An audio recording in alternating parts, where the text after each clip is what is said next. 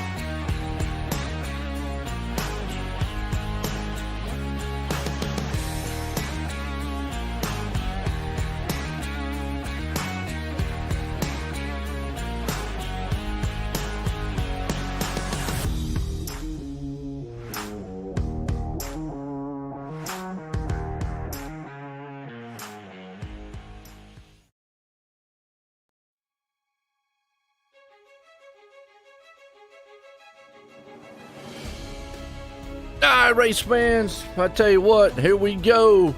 Well, last week we ended a season here at Coast to Coast Racing League with the Hometown Heroes, Topside Tuesday, all divisions, crown champs. Tonight, week 13 this week, and we got some special. No Hometown Heroes, so, ain't none of that, but we still got some dirt racing, and we got some awesome asphalt racing going to happen. Now, a couple new things here that we need to talk about, kind of get going, as it looks like they're going to jump practice over here on me real quick. But, a couple new things. The update for iRacing on dirt. So, I don't know how tonight's going to go. Not quite sure. We're going to learn together, though. Going to learn what this track can do, what it can't do. All that good stuff. So, here we are. Gonna grid them up right fast. Let's look at the grid here. Heat race number 1 here tonight. Joe Moose, the man out front. Tyler Wilson going to start in second. Steve Bixler there in third. Joseph Canella starting fourth. Corey B there in fifth. Patrick Spangler round out to sixth place. I tell you what, Patrick just still cannot get over those bad peel draws. I mean, him in the peel draw. Whew. Him in that peel draw just does not see eye to eye. We don't play the lottery too much. Poor guy.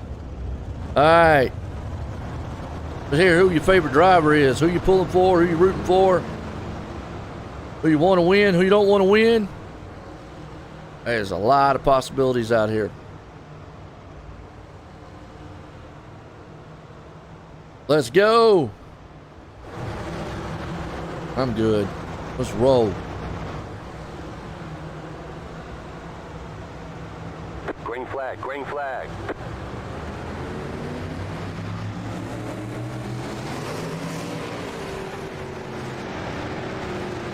All right, getting set here. Green flag, we're racing. Heat race 1. Look at the Pepto-Bismol machine out front. Hey, Joe Moose in a track. Never seen a pink moose. I mean, really? That's a new one to me. Man, got a. Okay. But out front, Tyler Wilson's got it. Spangler still. He knows how to run this place still. He's still coming through the field. These are the 305s. Not the most horsepower, but you know what? What I'm seeing different here a little bit, well, this is Eldora tracks, not, what we were racing with last season. Brandon says, let's go, Patrick. That's right. Well, we're live tonight, Coast to Coast Racing Network here on YouTube and on OSR Network on Facebook and dirtfan.com. So we got them all covered throughout the board here. Spangler's coming up to third. Got the pink moose right there hanging on to a second. Wilson's out front. Corey's trying to see what he can do. Hang on to 034, not doing much. Canellis is in the back. Bixler is right back there, falling up to 6. Meanwhile, Dry racing himself. He's out front, man, just tearing this thing apart.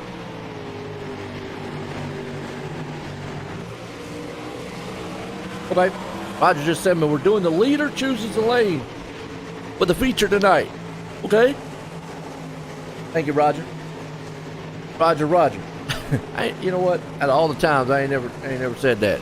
There we go. Wilson's gonna get it. Here we go. Heat race number 2. Let's grid these bad boys up. We got Dean Reynolds, the man up front, starting out front here. Colin Johnson's gonna start in second. Roger Craig. Well, I tell you what, 747 man himself starting third. Jeff Sharp right there in fourth. Brandon Templeton's going to be the man starting in fifth. Here we go. Woo-woo. Still can't get over, man, a pink moose. I've never seen a pink. Somebody send me a picture of a pink moose. I want to see that. Oh, imagine, man, seeing that. Roger, you ain't ever seen a pink moose, man?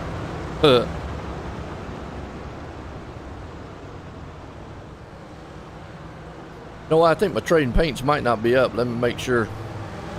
It was trying to update earlier. Still like the pink moose though, man. I don't want it to go away.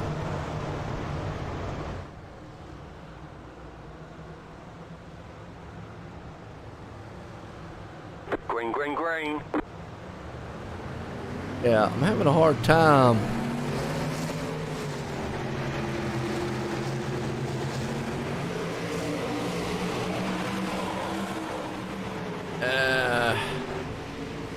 Reason Trading Paints is not wanting to update. I might need to uninstall it, but meanwhile, back behind them here. See if I can do that while this race is running. I'll let y'all just keep going, doing what y'all doing.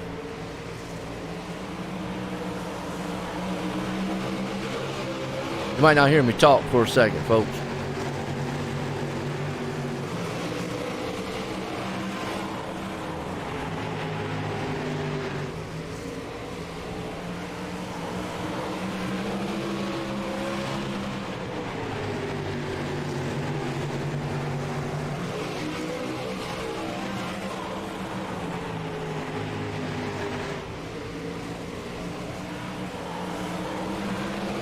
All right, I'm gonna try to get trading paints going back up here for us. I had a problem earlier; it would not update. So right now, Heat Race 2 though underway, and we got Dean Reynolds, man, out front here, looking pretty strong. Templeton hanging on right behind him. All right, let's see if we can't pull trading paints back up here. I'm good, Corey. Thank you anyways, man. Dean Reynolds right now hanging on.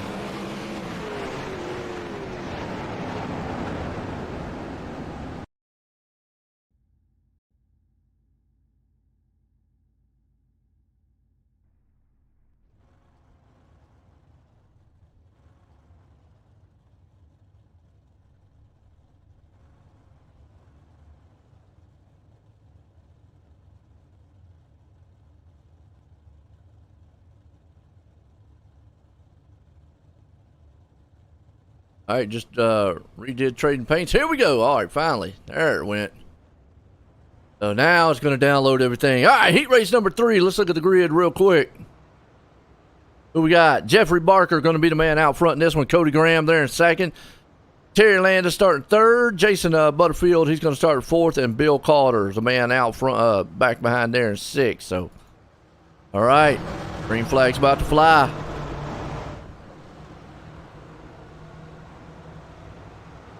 Green flag, green flag.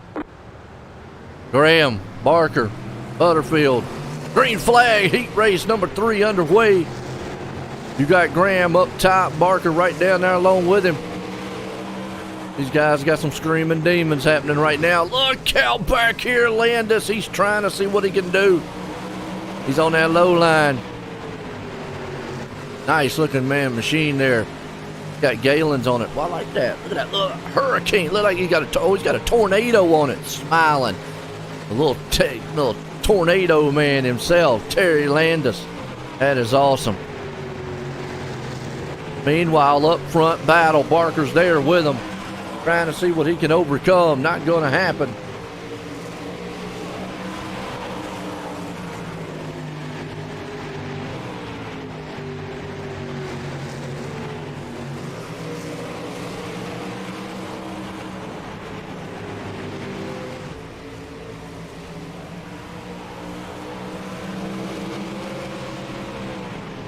Cody Graham, man, out front.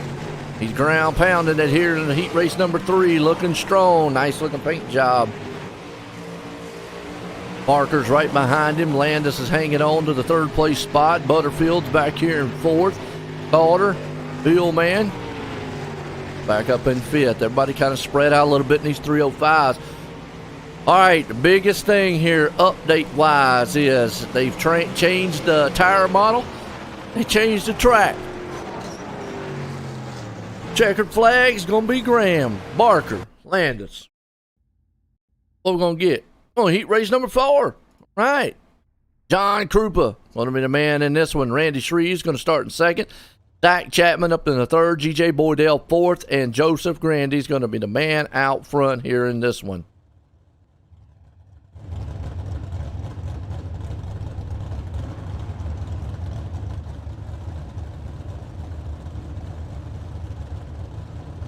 All right, Krupa getting set here.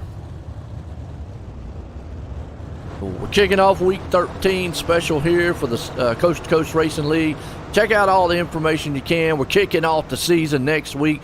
Check out C2CRL.com. That's C2CRL.com, folks, for all the information. Want to find out about the league here. Coast to Coast Racing. If you're interested in joining the league, hey, they got a multitude of dirt racing throughout the week. They got asphalt, they got road racing, they got something for young, middle, and old. I mean, we got guys out here in their 70s. Oh, Roger. Yeah. Hey, green flag, Heat Race 4 underway. I like giving Roger a hard time. Got 747 machine. Trees gets a jump. Oh, they're beating and banging back in the back. The one thing I can kind of tell a little bit difference is you're able to slide a little bit more. Maybe you don't want to do that much sliding, but Boydell got the bad end of the stick on that one. you're able to slide a little bit more with the 305s. Remember last season we saw the 305? You weren't able to, I mean, it almost looked like you're just tracking around here like you're on asphalt. Yeah. Now it's more of a, just kind of just riding, so to speak. Treves, Chapman, Grandy, Krumpa, Boydell. Reeves is long gone. He's got a second and a half.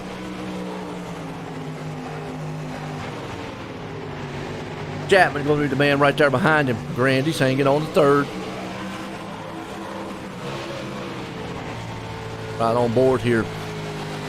One thing I am noticing right now is the fact that I'm not seeing as much rubber laid down as what it was before. I mean, we're in heat race number 4 already, and normally you'd see the track darken up. You see it slick a little bit still. Maybe that's the biggest difference too, is, you know, you got ruts out here forming, you got everything else. That's the new model they got. But I'm not seeing the track rubber up, as that's going to take us to warm up. Folks, we'll be right back. I'll get a few comments from our sponsors. Don't go anywhere.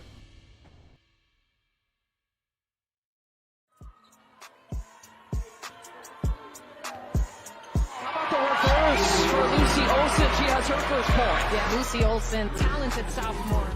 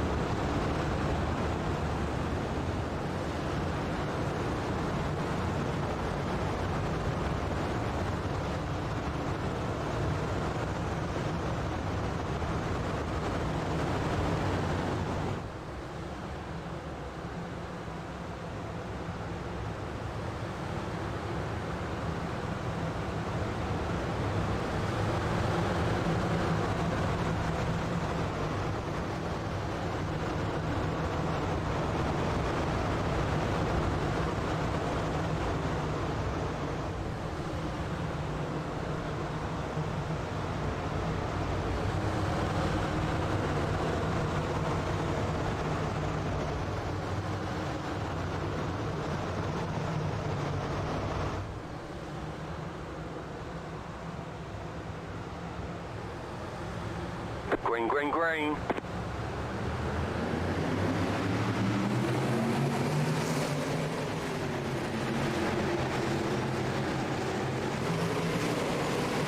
The yellow flag is out.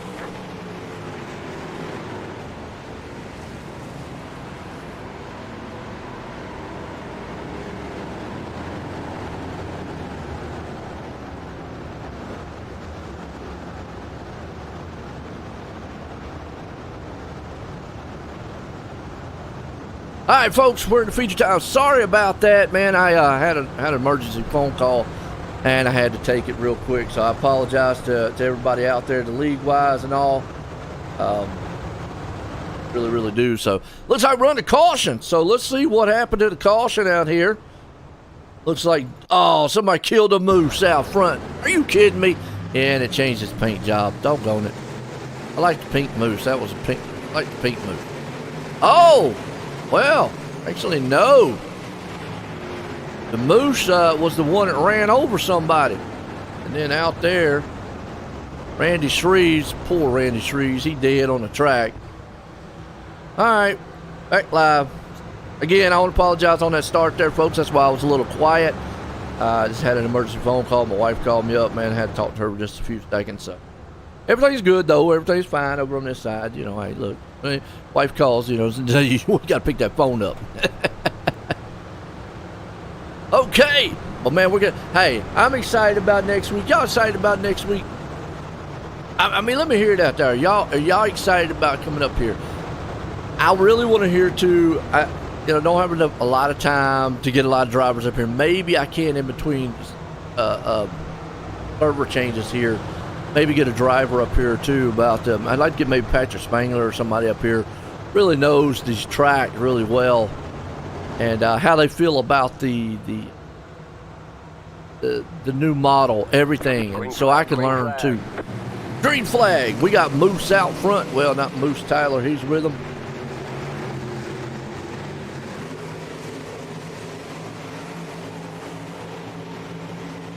Right now, he's holding on strong. Look on the inside. Never mind. Boom, boom, boom, boom.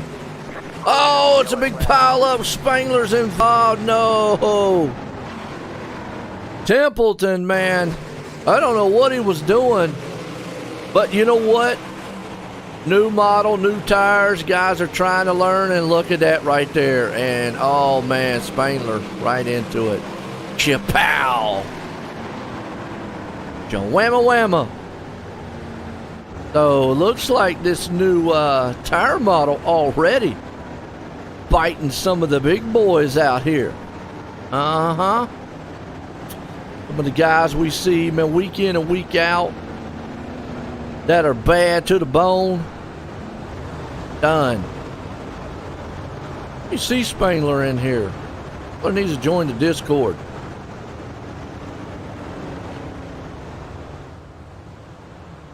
All right, let's get set, go back green. Looks like Wilson's got this thing figured out, though. Who's Tyler Wilson? Is he in here? All right. None of the guys I want to talk to are in the server. Hey, maybe if Roger and them's listening to the broadcast, maybe throw this out there. Just a suggestion. Make it mandatory that everybody has to be in the Discord, just in case I want to pull somebody up. Just saying. Oh, they'd love you then, Roger.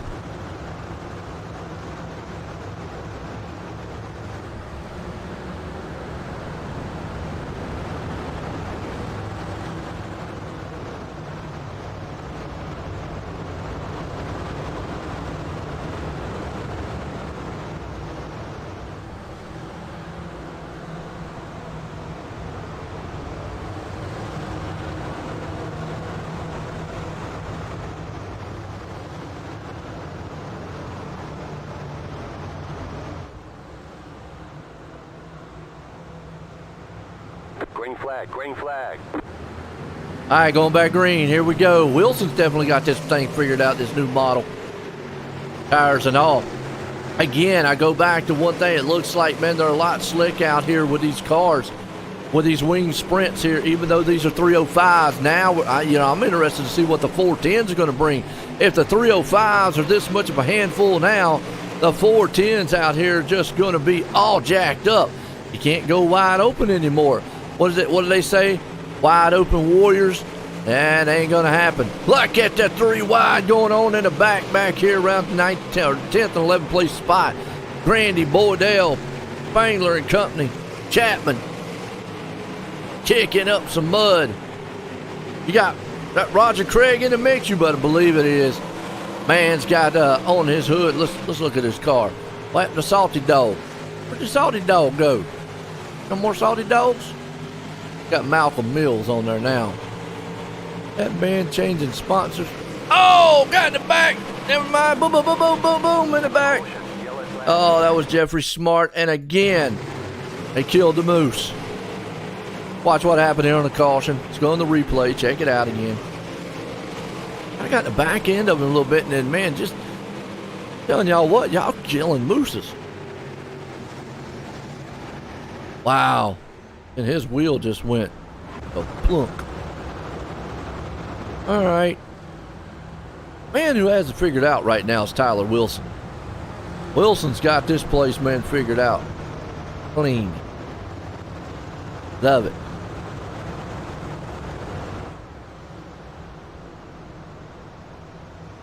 Well, we definitely will learn a lot about how the dirt goes. I'll read up on it a little bit, try to see if I can't get as much, get as much information as I can.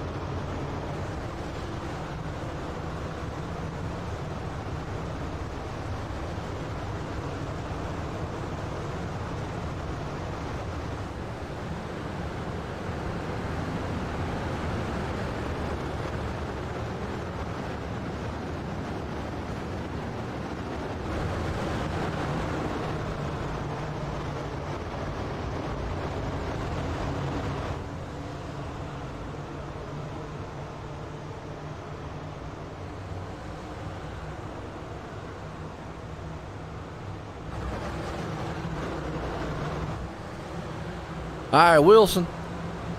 Pace truck's in. Green. Boy, Tyler Wilson gets that jump on the field. Remember, they get to choosing already. Some contact going on. No cut. Well, it will be here in a second. That's Templeton. He got going though. Yeah, but that car, he needs a tow. Needs a tow. Man, wow. Templeton's going to get a break. Roger Craig. Oh, they just killed Craig. What happened to him? Craig's car's all jacked up. Oh, what happened in front of him? Well, you see a lot of floppy wheels going on out here. Oh, somebody's wheel's going. What? Oh, we got to watch that again. Who was that? Whose wheel was that? It just went going down the track. Tire loose, tire loose. Look at that. Tire comes off. And there it goes. How long does it go? Look at that, there's a tire going. Tire's trying to race. Boom. It's the infield. Boom. I love it. Must be the new damage model they got too. Now what I want to see out on the track is all of a sudden, boom.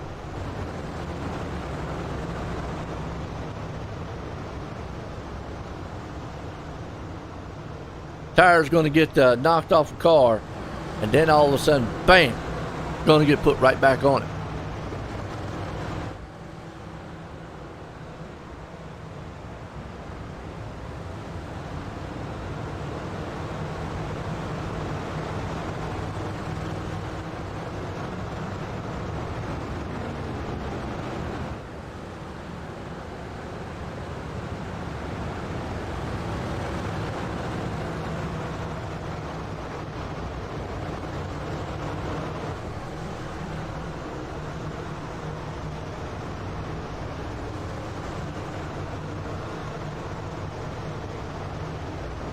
All right, Wilson, Barker.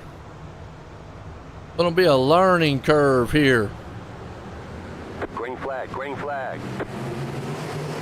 Green flag in to go. Well, Wilson's got this place hugely figured out. He's got these things down pat. Must have been practicing earlier. Got Landis, Barker. Oh, no contact.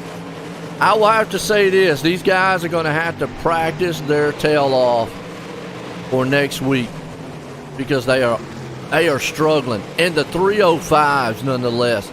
I ain't taking anything away from them because we've watched these guys all last season, but they are struggling for these 305s.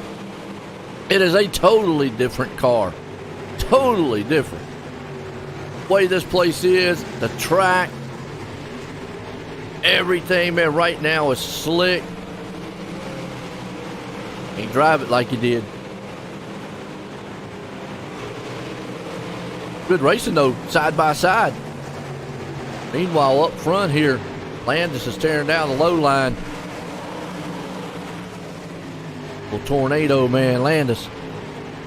Corey's trying to see if he can't power that high side. Graham's right behind him. Spangler, yellow flag. Butterfield. See what happened to him. He's back here in the back. Yeah, you see in these cars, and then he just got hooked up tire to tire and then just got up into somebody else and went around. Oh, it's a good 360 though. So one of the main things I'm seeing is you can't, one, hold it wide open in these anymore, even on the 305s. The 410s, boy, I'm going to tell you what. Lord help them on the 410 because it's going to be crazy.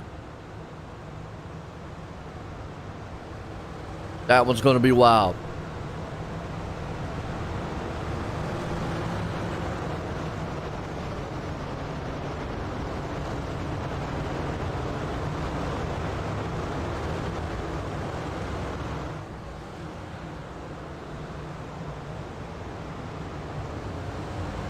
You got Wilson, Landis, Corey B, Graham, Spangler, Barker. I'm interested to get a word in with Wilson because he's got it figured out. He's got the place down. I still will hold true. These cautions here could hurt him in the long run.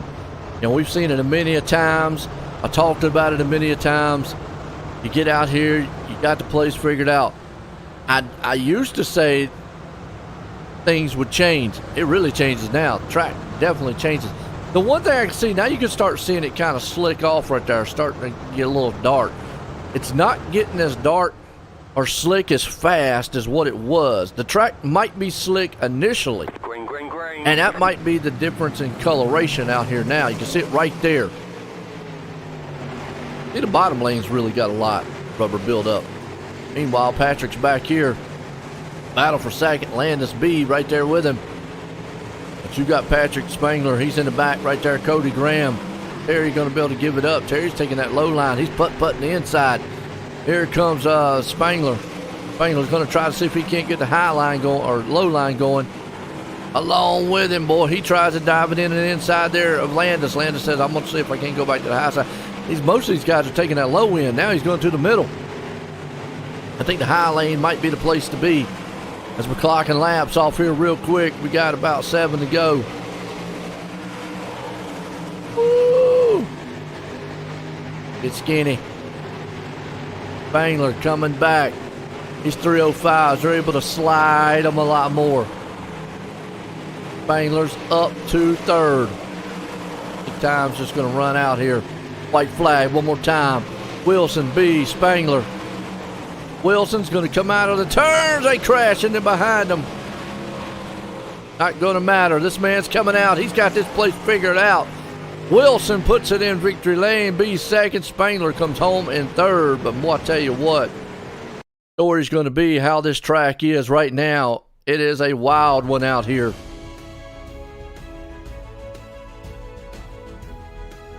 Wait to see, man, some of these guys, so we can get a word with them. Interesting to see what it's going to be.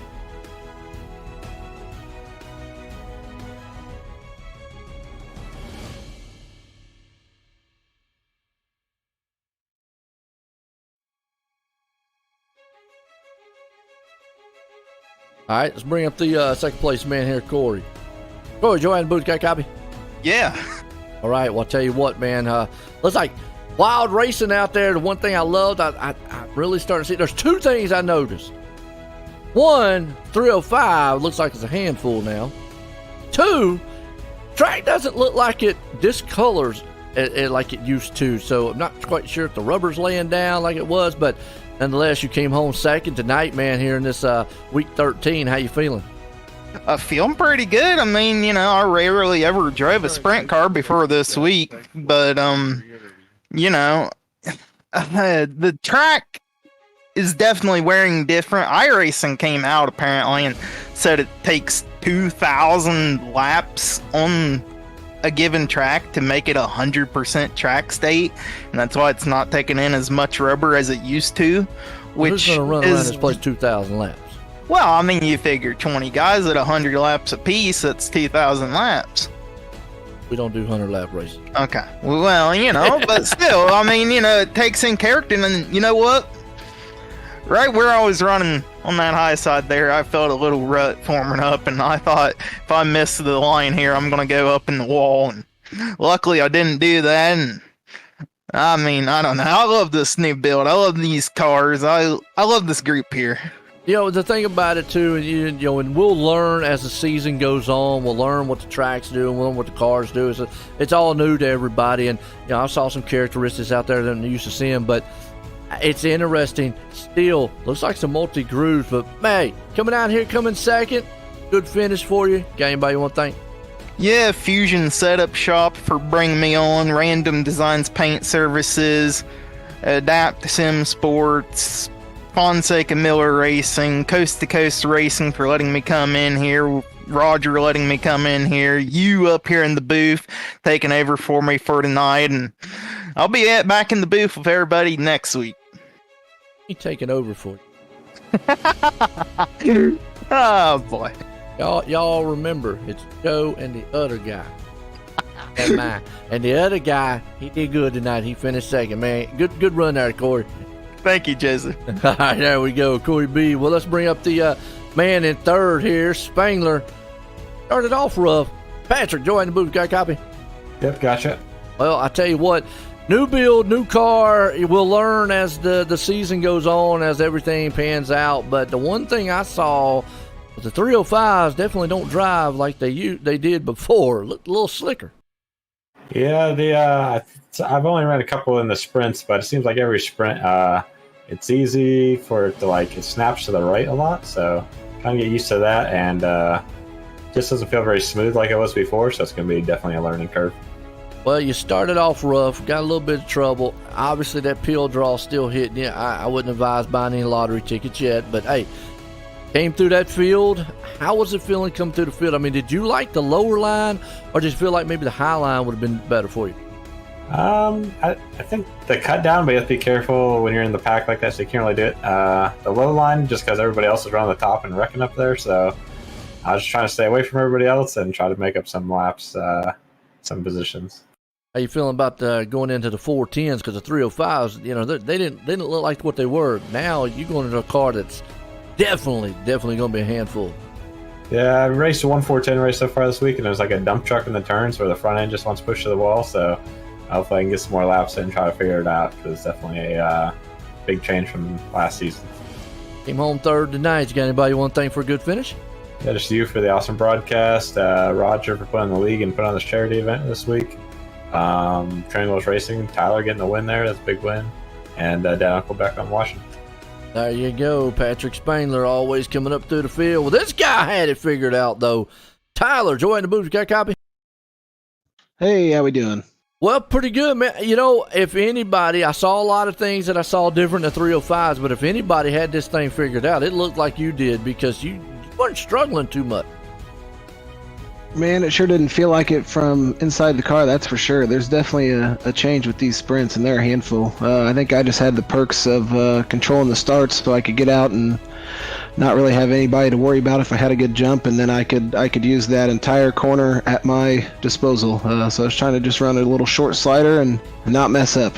I got one question, and again, we'll learn as the season goes on with all the new and exciting updates and all. But real quick, the major differences you feel from the 305 and the track from tonight and what it was before? Oh man, it's just one, you gotta worry about tire wear like you never really did in the past, and then now when those things wing over, I mean, you really feel it. It feels like the car's real tight getting in. You're kind of having to really force that corner, and then all of a sudden it'll just snap. I don't know if that's the air catching the wind and it winging over, or exactly kind of what's going on, but man, that thing will just suddenly snap and it'll want to kick you sideways. You didn't really have that in the past, at least not in the 305s. So these 410s coming up here are going to be a huge handful. They're kind of saying a little bit now, it's a lot harder than what it was with the 305. I would definitely agree with that. I mean, just because the motor's so small here, you can still pretty much run wide open.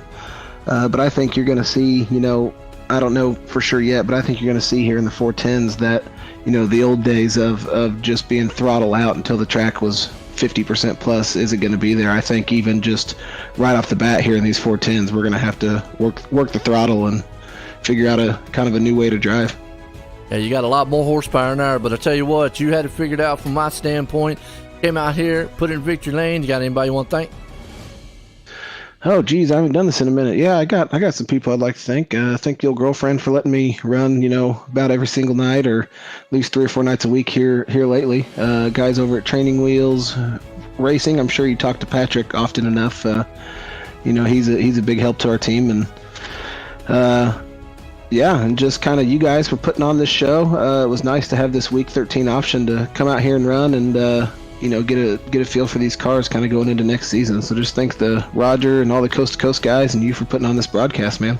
Well, there you go. That's Tyler Wilson, man, coming out here, putting the moves on them in the 305s. Folks, you heard it. Don't go anywhere. We got 410 bad boys on the wing sprints here coming up. We'll be right back here in a few.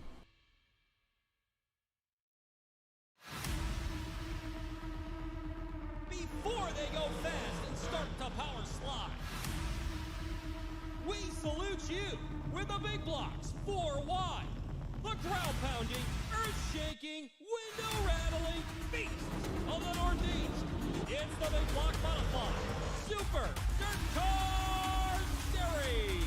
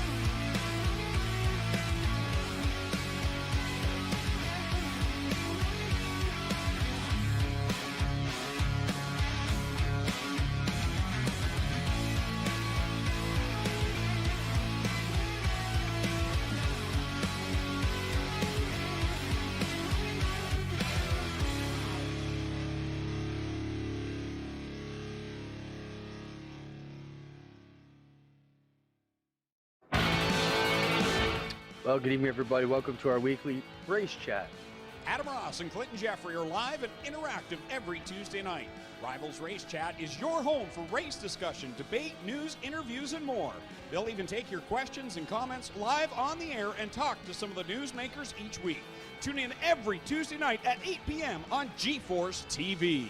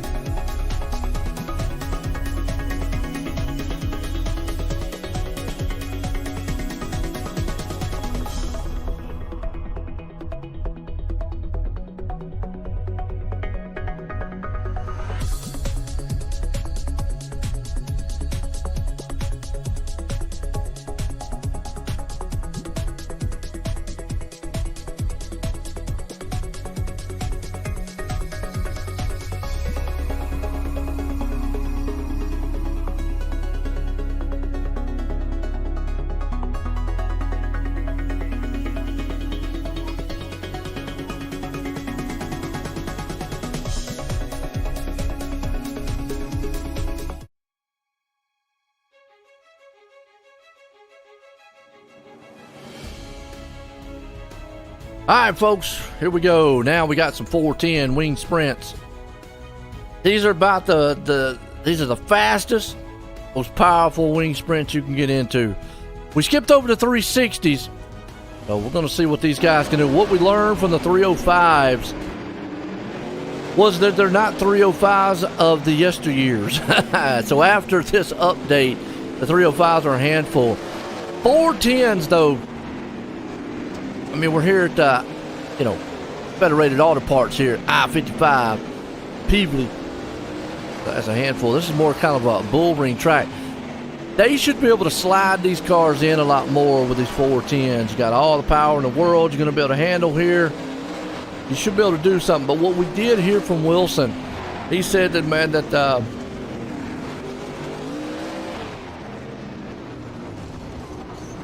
yeah, I got the one that has in here.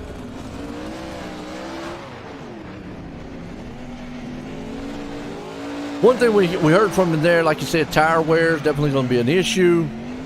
One of the things we learned there, and that's something that we've not seen in any dirt racing. Tire wear. Tire wear has never been a problematic thing for drivers. Now with the new build, they have a whole new tire model, and tire wear will definitely be a factor. So not only, they didn't have to worry about fuel, because usually you don't have to worry about fuel in these things, not with the, features only being like 30 laps or so. But tire wear, were you going to wear the tires off? Now, from my understanding, we heard there a couple interviews, and it was right from what I was seeing. The track was not getting worn in as fast as what we're used to seeing. And if, like Corey said, if it takes 2,000 laps, we're not be here all night. We're not doing 2,000 laps, folks. That's a lot. Even a 100-lap race, not going to happen.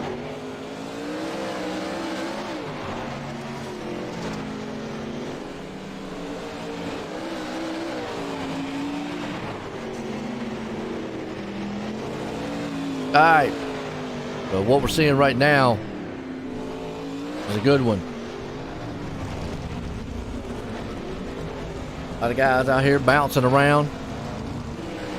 And that's a good thing, too, because now you just don't come out here and lay it wide open, flat out around the track. You don't sit here and, try to be like, yeah, send it into the turn. Now you got to be more calculated. We're going to see what drivers are drivers, especially in the 410. And I heard what Spangler was talking about earlier. He run some of the 410s earlier. He said it's going to plow in the turn, which means it's getting tight. It doesn't want to turn like it would. That's kind of odd that he said that as we're getting set here to go to, we're going to qualify. Wow. No peel draw. We're qualifying. Right. Well, let's see what we got. While they're doing qualifying, we'll talk a little bit more about what the track, what Spangler, spoke of there. And what he means by when it says front end's plowing in the turns is basically it's really like a push, which is kind of, yes, a sprint car or a dirt car can get tight in the turns. Absolutely. And you see right here, with Krupa, you see the rear end flying, they're sideways. You're probably thinking, well, how in the world, Joe, does that thing get tight in the turn? The rear end's hanging out there, man, trying to go in the grandstand. The front end wants to turn even though that rear end's coming out with it. The bad thing is when it does, you put more throttle input into it to try to correct that. Then that rear end comes out even more. Next thing you know, you might start seeing, no sprint driver wants to see this. You definitely don't want to see the butt of your car coming around there and you start seeing it. You'll be going, wait a minute, that ain't right. So, yes, if it's pushing, you're going to have to learn how to throttle control that thing through the turn. The good news is on a 410, you've got all the power in the world to get it done. So even if that thing is plowing or loose, you can correct it with the throttle on these machines.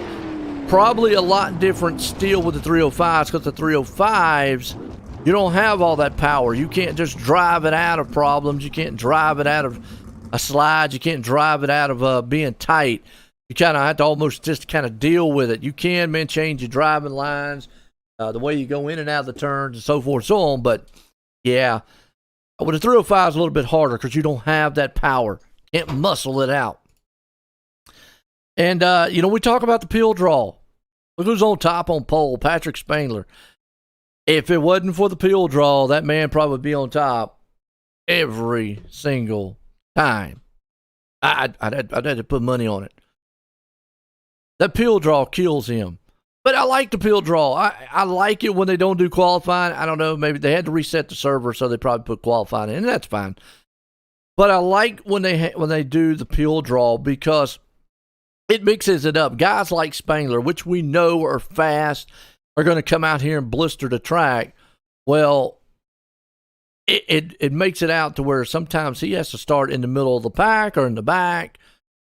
He doesn't always get that advantage of being out front. Some of the other guys, like Roger Craig, who's sitting back here in 13th. Come on, Craig. Man, you disappoint me with that 747 machine. And sometimes, those guys will be the ones up front and whatnot. So. Or, like if I was on the track, the peel draw would probably help me out because instead of me being in the back all the time, I might get up front. I might end up wrecking somebody, but that's for another story. Heat race 1, let's grid them up. Patrick Spangler's going to start her out front. Brandon Templeton there in second. Cody Graham up in third. Corey Bree's going to start her in fourth. Zach Chapman there in fifth. John Krupa's going to start there in sixth. Here we go. Templeton's another good driver, too. I don't really, yap about him a lot. I talk about Spangler because he's up there a lot. But Templeton's another one that's a really good driver. Knows a lot about these tracks. Knows what he's doing. How to get this thing, man, through the field.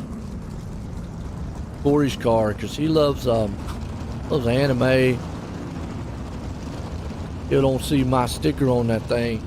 I might kick Corey out the booth one night and turn his mic off and say, whoops. Man, could have put our sticker right there on the top of the wing. Or he could have replaced the chick, man, on there. I don't get the anime chicks. I don't know what that's like. I might have to ask him one day, what is the anime girl thingies? Is that like a fetish or something? I don't know. He's the other guy, folks. Spangler out front, nice looking. He's got his cat on the front. I wonder if that's his real cat. It's got to be his real cat. Ain't he cute? Kitty cat on the front. Nobody hit his cat, okay? Run the cat over. Try not to. Green flag, we're racing 410 wing sprints here tonight. The charity event here too. Check it out, C2CRL.com, Coast to Coast Racing League, and Spangler gets to jump out front in the 410s. Meanwhile, behind him, you got Graham Templeton. They're going to duke it out. Corey says he's going to get up here and push him in the back. Oh, big heated race around here for third, fourth, and fifth. Graham, B, Chapman. Corey had to sling it down low. He gets that spot away. Right on top board here with the man. That's Cody Graham. Cody Graham's there with it. Krupa. Chapman. All 4 or 5 of these guys right now. Everybody kind of single file. I think they're just kind of more or less trying to figure this place out. We're punching the back there with Zach Chapman. Zach's trying to see if he can't come to the field. Meanwhile, Spangler's out front. Well, he rips up on that wall just a little bit, threw some sparks off of it. Templeton's right there in his tire tracks. B's hanging on back here in fourth. Meanwhile, Graham's going to see if he can't close in. Krupa's there with him.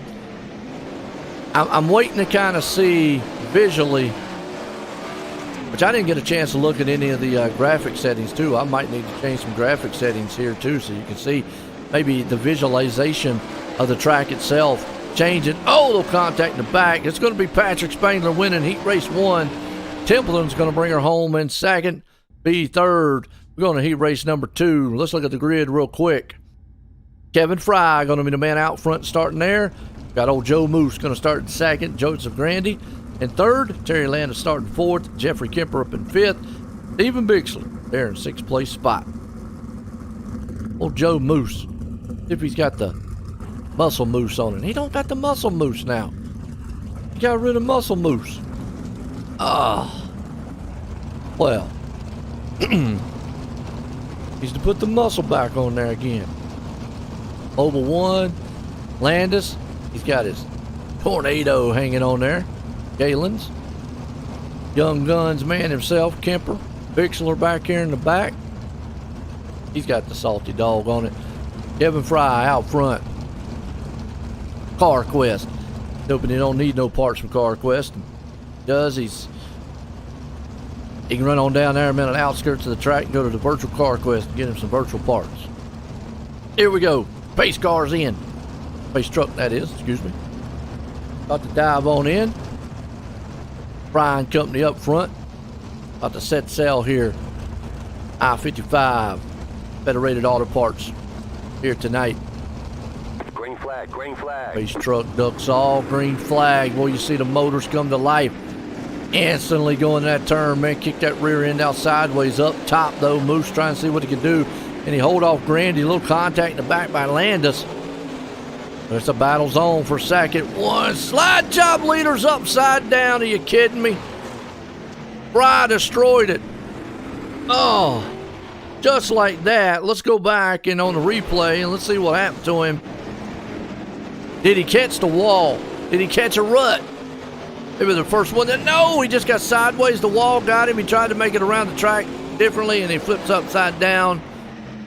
Done. Wow. Thing got out from under him. It slid. That's what I was talking about. That snapping loose feeling.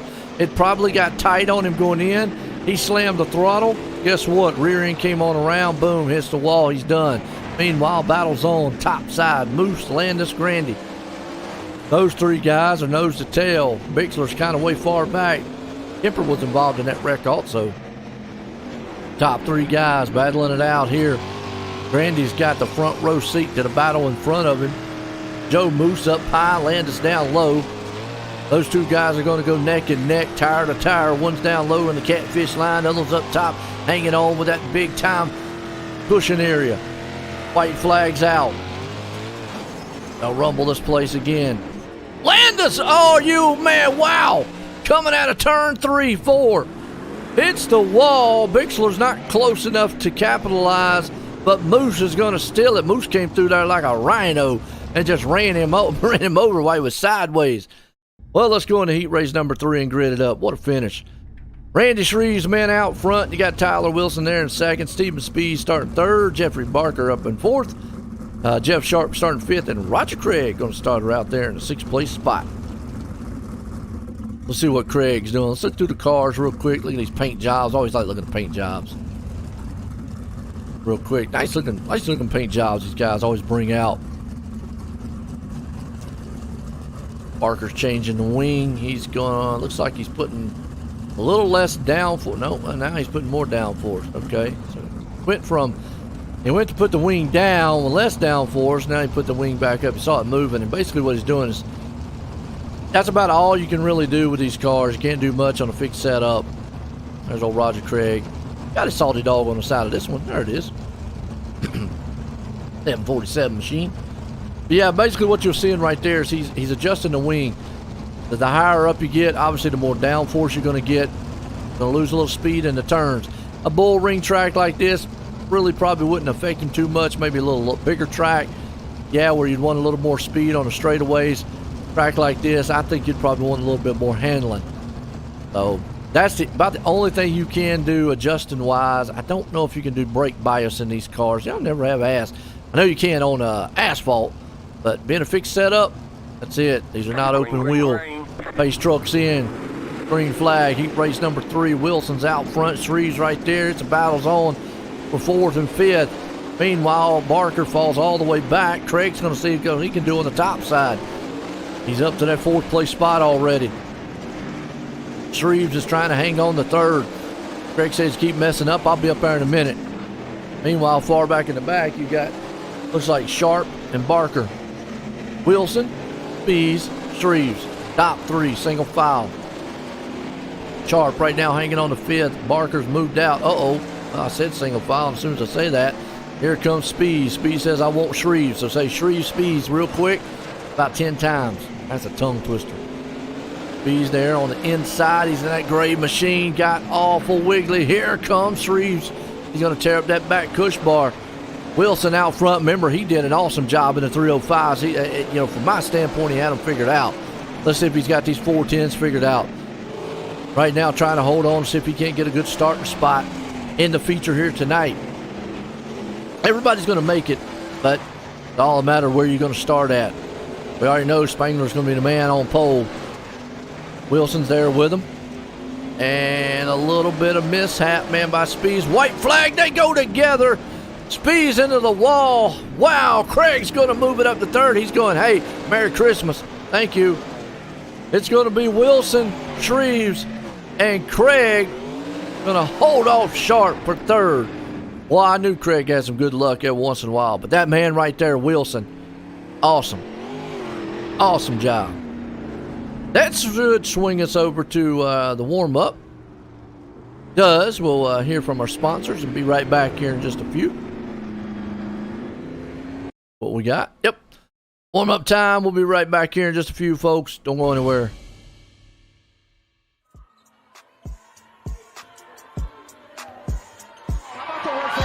For Lucy Olsen, she has her first point. Yeah, Lucy Olsen, talented sophomore.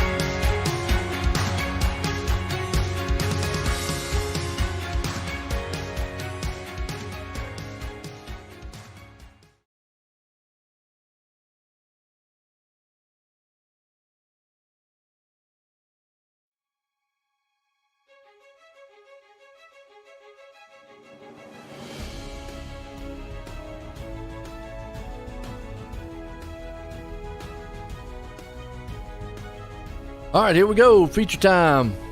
410 wing sprints here tonight.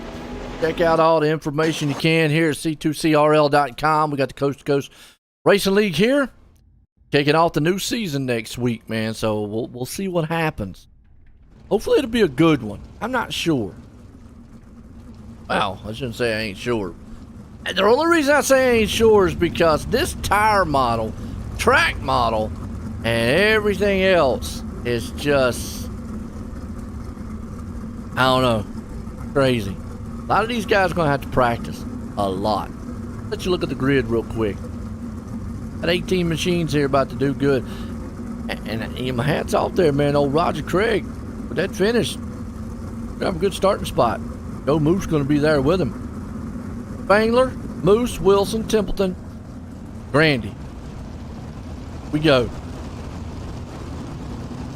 Spangler, Spangler's probably out there going, "Phew." You know, new model, new tire model, new track stuff. At least we qualified. Now, the one thing I did see here, it looked like the track actually was darkening up a little bit quicker. And I maybe contest that to these cars are obviously a lot faster. But you kind of see, remember used to seeing all the way through the turn. If we can't get a good shot over here in another view. You see it right there, all the way through the turn, but you're only seeing it coming into the turn. Here's a good shot. Coming into the turn, you see where the darkness starts, but then it stops. So it's like it's not breaking down the track. You got to get that in middle of the groove worn out. That's going to throw you off because you're going to be slick going in, and all of a sudden, boom, gets tight on you.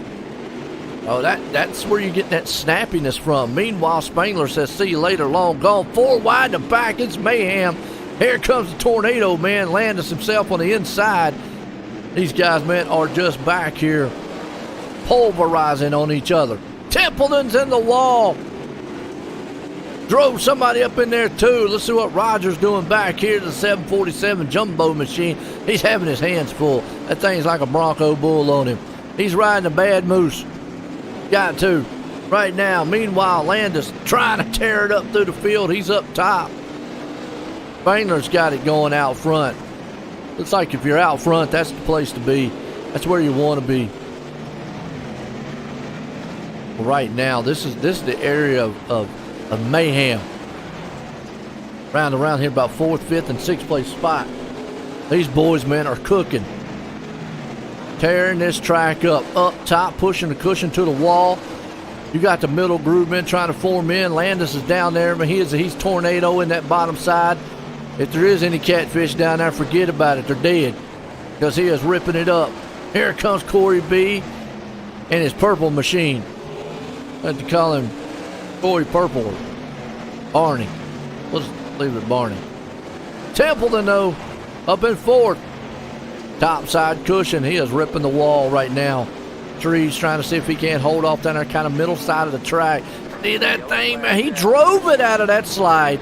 That's what I'm talking about. Yellow flag. Well, I'll tell you what, they're going so fast, got me choked up. Don Krupa. Go back on the replay, see what happened to him. That's what I was talking about earlier. The thing gets like snappy loose on you, but the 410s are able to drive out of it. 305, he ain't got that power. Oh, he ricocheted off the wall right down into somebody. Done. Okay. So it has been all Spangler this race. I'm curious to see if the theory like we have in the past holds up, where you're out front dominating and then all of a sudden a bunch of cautions come around and you lose it. I would think so, because remember in real life I always talked about how dirt changes. It's ruts, the dirt moves. Asphalt don't move. It might get hot, you might get rubber on it, but it don't move. Dirt does. So this can definitely still throw off your rhythm, throw off what you're doing. As pace cars back in, Spangler gets that jump. Remember, they get to choose lanes here too. Out front again on Grandy. Didn't get as big a jump as he wanted. Templeton's right down the inside. Templeton's throwing the haymakers down on the low side. So you got some guys down there putting it, some guys, man, tearing it up on the top side, wicked cushion. Tyler Wilson, who had it figured out in the 305s, he's hanging on the bottom. Corey B's going to the bottom. Remember, he punched the lip on the top side earlier with a cushion. Meanwhile, Landis almost tore the back end of Shreves off.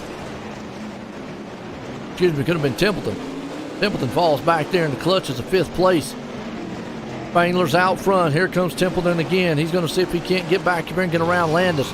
Let's ride on board with him just to see everybody is up there on that top side cushion.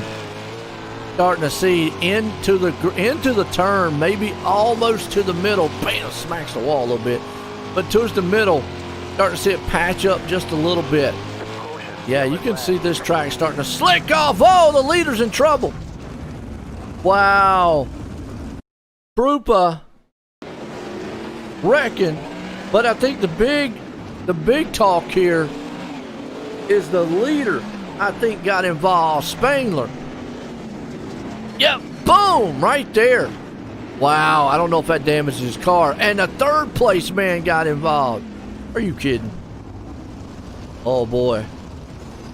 I'm not sure if Spangler's car was hurt on that deal, but we're going to watch him. Right here. Watch on board. It happened so fast in front of him. And you just can't stop here on dirt. It don't happen. Like water. Ice. Sees it up there. He's coming around. Just see him right here. And he just sees, yeah, there's nowhere to go. He tries to go around and boom, right there. So I'm not sure. Physically doesn't look like it hurt it. But we don't know. I don't know if that might have. Could have hurt the suspension. That was a hard lick. Templeton. Let's look at it again. We're back green. Doesn't look like it hurt it. It looks okay right now. He's able to get that jump back out front. The green flag going. The time will tell. Oh, another car up in the wall there. That's like Kevin Fry. That is. Caution's out. Patrick's going, hey guys, we're coming back up in front of me. I told you he needed some parts from CarQuest. Oh, that thing sideways. It looks like he got up in the temple in there a little bit. Then he had it. And then he got punched into the turn. Wow. Okay. Chaos already. This is, whoo, gonna be crazy to see in this next season. Seeing what these guys can learn, and what they can figure out. I don't know. Are they going to be able to figure it out? That's another thing. I mean, I know they're going to, but it's how long it's going to take them to figure it out. That's going to be the thing. How long is it going to take them? Getting set to go green again. Spangler and Company. Excuse me. Hit them likes and shares out there. No league. Definitely appreciate it. Green flag back at it. Feature time here tonight. These guys, man, I tell you, Spangler's the man out front. Loving it. Uh-oh. Contact in the back.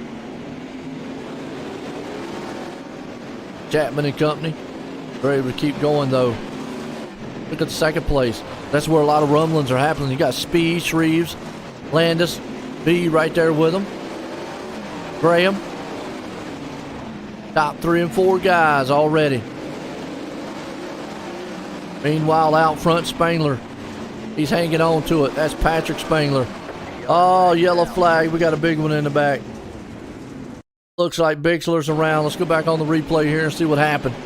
Crash, crash. 410 wing sprints here. And we got a car up in the wall. And Craig comes down a little bit. Oh, good spin around, Craig. And the leader, Patrick Spangler's going, man, I'm telling you, I'm tired of dodging bullets. Oh, and the second, third place guy. Who you want to talk about some wildness happening? Craziness already happening on the track. Patrick Spangler has been able to dodge bullets all night long. Made a song about that too, by the way, folks. But all night, Patrick has just been able to, he's had to dodge bullets. Every time he turned around, he's had cars flying in front of him. I mean, he's had this and that. He's going, can we get these 10 laps over? Whew. Or 9. Appreciate everybody tuning in out there. Good one so far. Craig and Company. Spangler's going to see if he can't get this thing going. Off to a good start.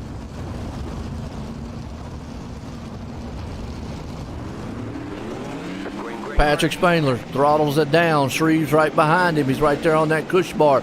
Everybody's up top. Track's getting worn in a little bit now. Still kind of a little bit of grooved up. Here comes Corey. He's seeing if he can't get something done. Speeds, meanwhile, hanging on the third. Templeton's right there with him. Cody Graham, caution. Uh-oh. Kevin Fry. Oh, man, Kevin Fry not having fun. Down low. Just spun it out. Oh, came up the track. Ouch. Well, I know Patrick's going. I don't know. Like a game of dodgeball. 100 and some mile an hour. On the dirt. Crazy, huh? Well, this is our week 13 Triple Crown. C2CRL.com. Solid night here tonight with these guys. Appreciate y'all tuning in. Hear who your favorite driver is. Who you rooting for, pulling for, or he's out there pulling for himself, y'all. I don't know if he has a favorite driver. Base truck's in. ESD man himself, Patrick Spangler, gets back on the loud pedal. Remember, they're single file when it's under 10, 7 to go here. Breeze trying to hang off Spees. Those two guys are going to go at it for second, third. You got Spees going to try to close in so he can hook on that back push bar. Meanwhile, Shreves is up here in the RAS, and Spangler, and when he does, he gets a full back end full of Spees, and that's going to bring Templeton into the mix, who throws a huge slide job, and it doesn't stick. Corey B says, that's fine, I'll take it back from you. He pulls down on the bottom side. Tries to see if he can't pull a slide job himself. Can't happen. Wasn't able to make that pass. He's got America on the front. Right now, big battle going on the back. Look at this, 3 wide. Terry Landis back there. Craig got out of that mix. He says, y'all can have it, fellas. You got Graham, Kemper, and company. Huge battling, trying to see what they can mow down. Now you got Moose and Landis O's around the Hurricane. Oh, that was a good 360. No caution. You got that thing 360 going. He said, look at that, I got skills.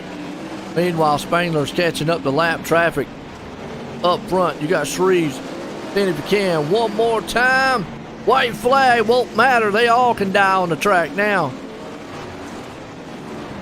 Barreling it off. Shreves is going to see if he can't go to the low line. Not going to happen, but I'm going to tell you what. Speed says, you can have the low line. I'll take the high line. Comes out of turn 4 and blasts right by him and takes the lead and takes second. So it's Spangler, Speed, Shreves. All top 3. What a finish to the 410 wing sprints. If we can't get a word in with some of these guys. Man. Awesome. Thieves, Shreves. Yeah. Can't find him here.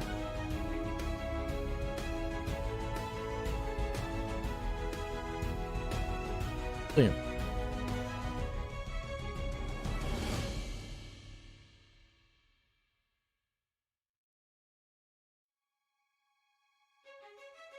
There's Steven. Okay, I found Steven.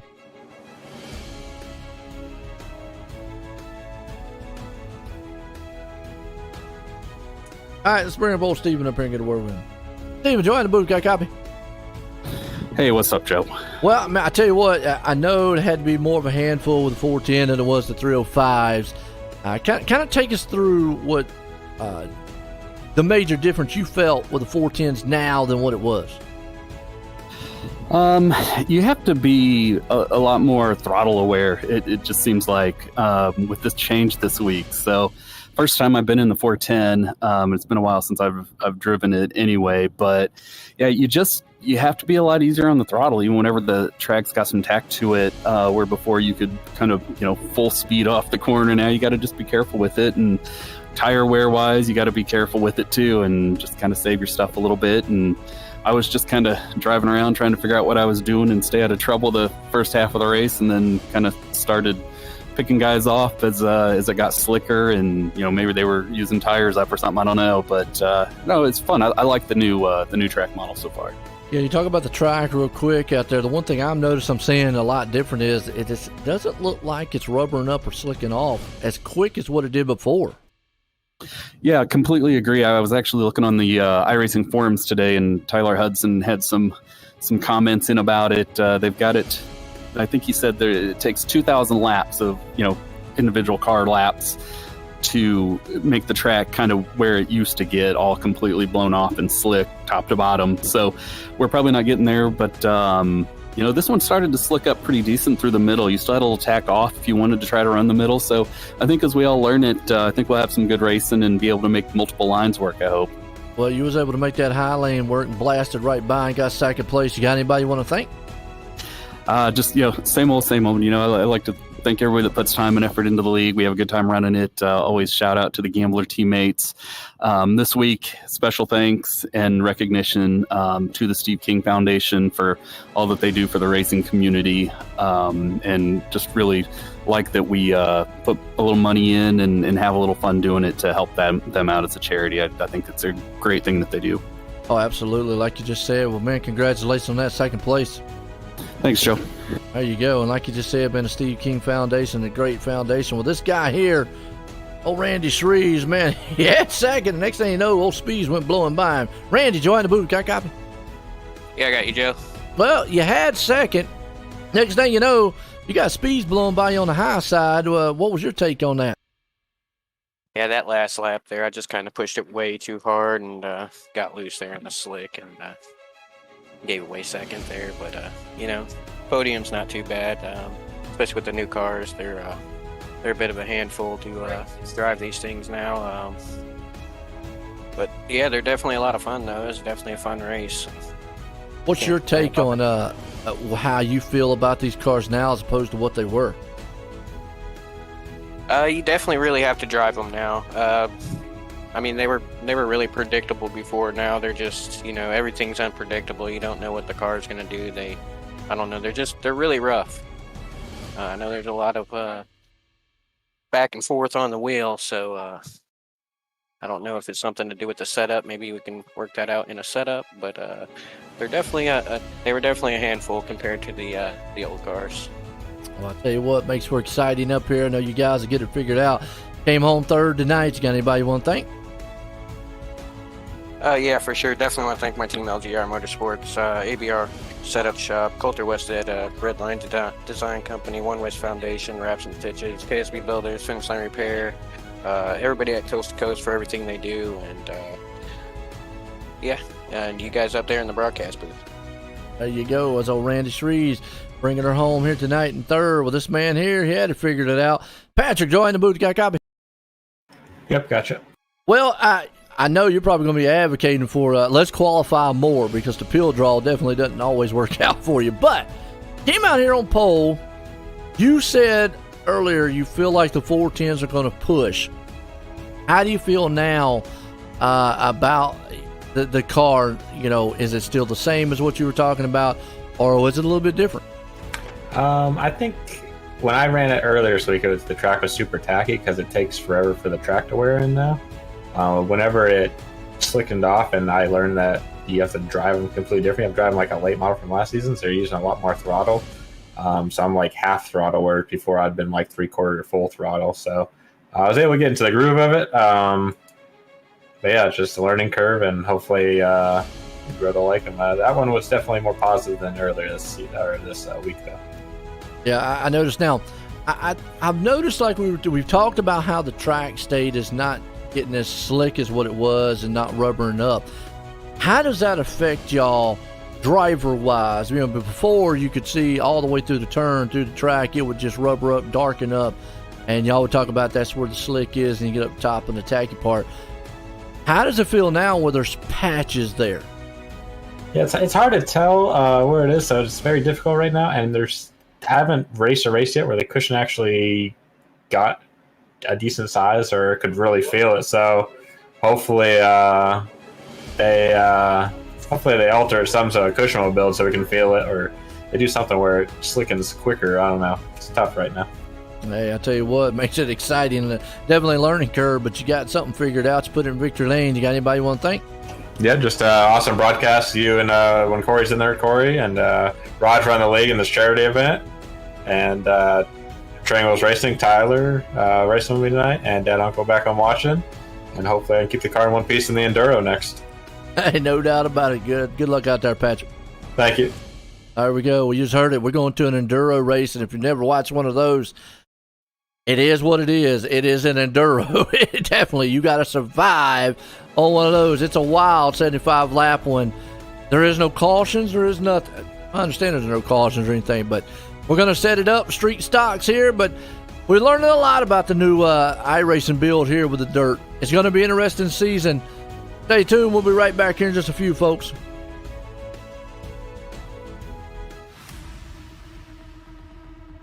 Before they go fast and start to power slide, we salute you with the big blocks 4 wide, the crowd pounding, earth shaking, window rattling beasts of the Northeast.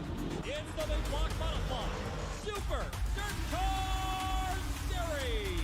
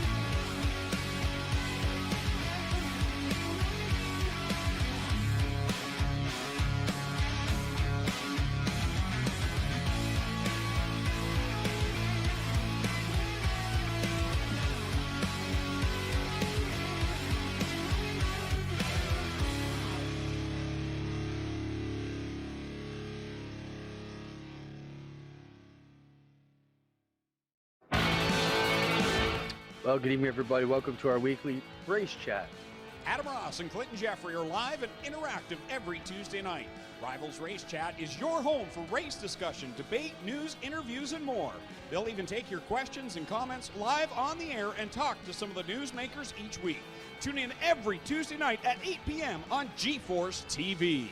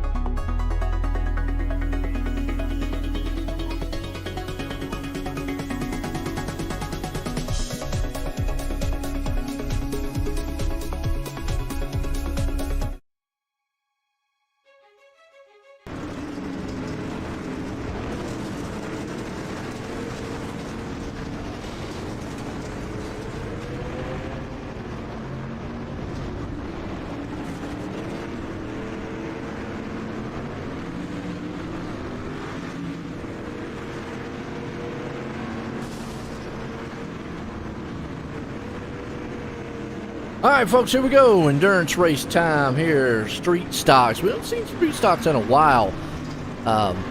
Basically, they're like a car on dirt. A stock car on dirt, really. Big, boxy, slow. But if this, I'm pretty much saying this is the same as what it was. This is an enduro race. 75 laps. You can go in, get a fast fix as many times as you want.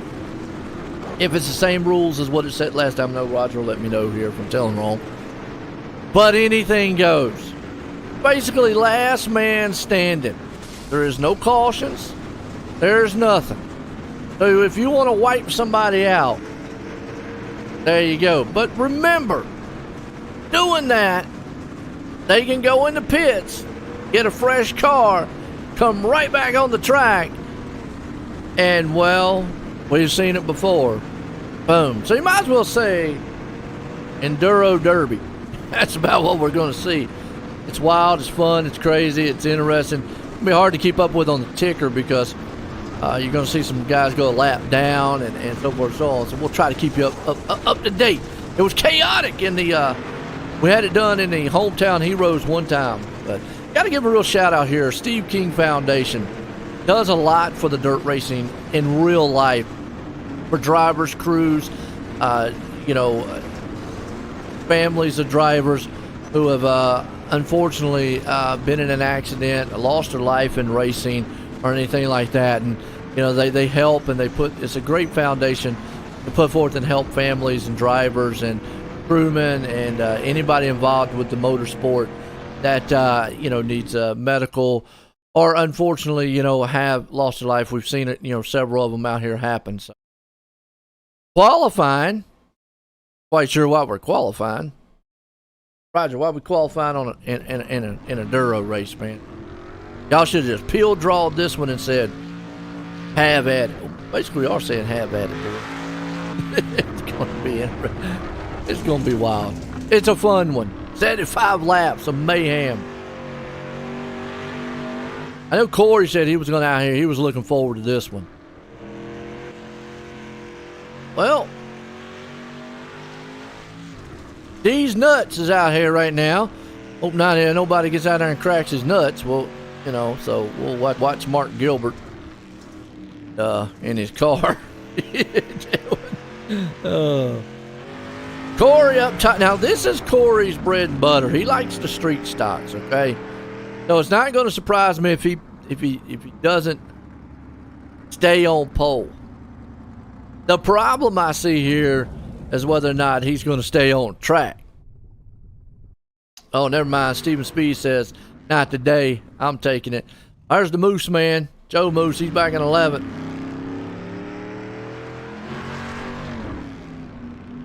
On Roger, see if he replied to me. I sent him a couple messages. Speeds takes that top spot away. Again, it's 75 laps in Enduro. There is, from my understanding, they're going by the rules we did before. There is no cautions. Anything goes. Keep in mind, yeah, you could come out here and run a guy over, but he can go back in the pits and get a fresh machine, come back on the track, and wait for you. So it was funny because we see that several times, man. And the other one, then our second Enduro, though, the guys kind of calmed down a little bit. We'll see. We got the me car out here. That's Jack Hill.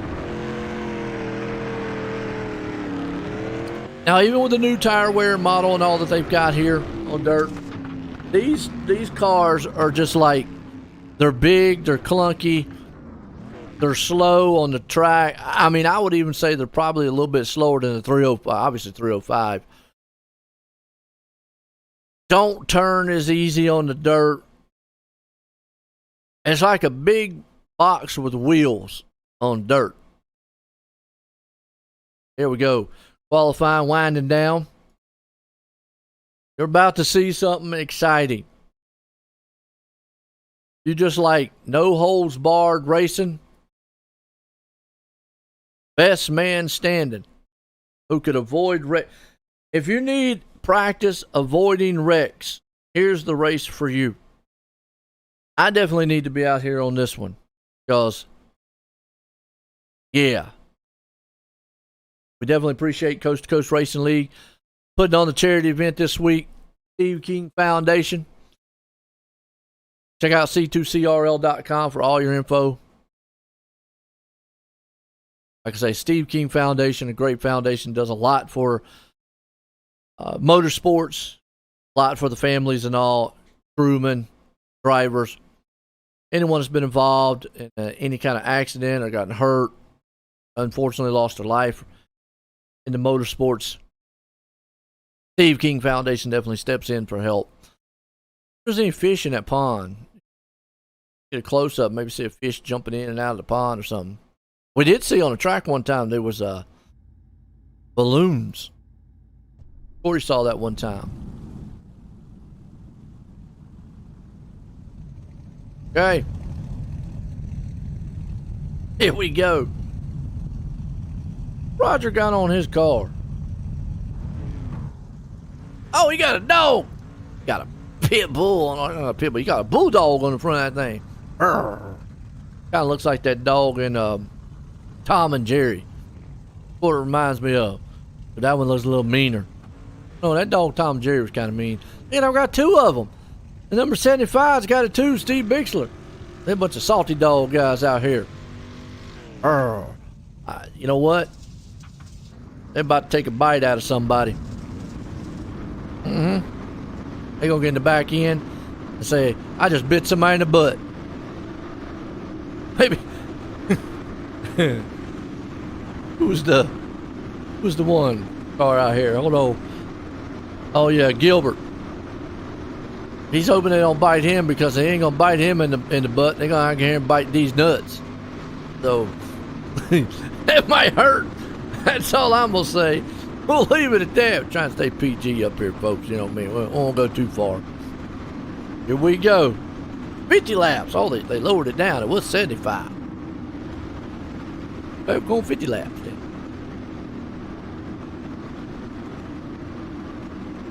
All right, stay alive, guys. Lights off on pace truck. Here we go. Green flag. Boom, boom, boom, boom. Y'all already see him. Boom, booming. Hey, look at Speeds already. I told you. And Corey B's going, I'm going the wrong way. Look at that. No, see? Dogs are already out there biting. We got cars upside down. Want to keep up with the mayhem here. Meanwhile, Connor Ross says, I got away. Miller time. And then the leader gets involved. I told you. Gonna be chaos. You just basically just have to click on a car and go around. The Barbie Mobile, I have no clue what in the world. That's okay. Cullen Johnson, he's got the Barbie Mobile who's out here. That's a nice one, GJ Boydell. There's parts all over the track. Meanwhile, Baker's out front leading it for the moment, and he just punched the 13 out of the way. And there's the Barbie machine saying, look, I'm going to get up here and see if I can't dress up beside your car. Connor Ross and them's battling a little bit. They're smacking each other. Oh, that leader. There goes Baker. Parker, he's out. Boom, there goes the Barbie Mobile. He done. Ross now's back in leading this thing. I told you this is wreck avoidance right now. This is what it is. Now, we probably might end up with only one or two cars on the lead lap. I mean, look at this. There's Gilbert. His nuts got crushed in the wall. These nuts with the squirrel. And he's about to get chewed up. I told you when the dogs was about to get him. There's the mellow yellow. He ain't being mellow about it. Dope into the wall. Punch the dog's nose.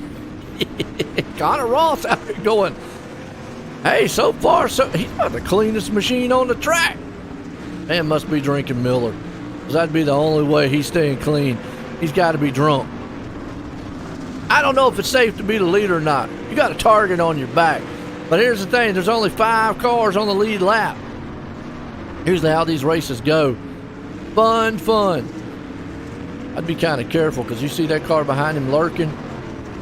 Car went to pits, got a new one. Look at them guys in front. Yeah, I knew it there. You got punched in the tail. You got a target on your back. Corey B's the man. Oh, Corey almost got around. He did. Corey's back out in the lead. Sailors hanging on to it right now. Corey's going to have to see it. He can avoid. Corey, not today. Got his bumper kicked off. Oh, and I think it hurt the car too. Yeah, it hurt the steering. He's got a flappy wheel. It won't turn. Go get you a new one. Get off the track. Corey B, you've got a waggy. Oh wow, what was that? Templeton up at 4th. Oh, Graham's right here back in the back in 11th. Connor Ross, the leader's in trouble. He just got chewed up by a dog and somebody tried to give him a soda. He was leading it. Isaac says, I'll come slide through here and take it. He ain't got no nose. So 4 cars on the lead lap so far. The leader right now, I love it. Oh, the leader, man, out now. The salty dog tried to get him. Oh, look at that flipping.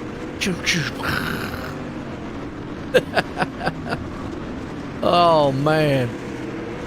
Chaos. 3 cars on the lead lap. Dallas, Ross, Templeton. Oh, leader's in trouble. He got finally involved with something. You gonna be able to get back around? Got an 8-second lead over Ross. Here comes Ross. Ross is going, I got it. I got it. I got it. I got it. Ross can see him. He's going, somebody take him out. I give somebody about 350. I'll take the leader out. Give him about 350. Oh, he's going into pits. He's going to get him a new one. Ross is going into pits to get a new one. That's going to put Templeton out front. You know what?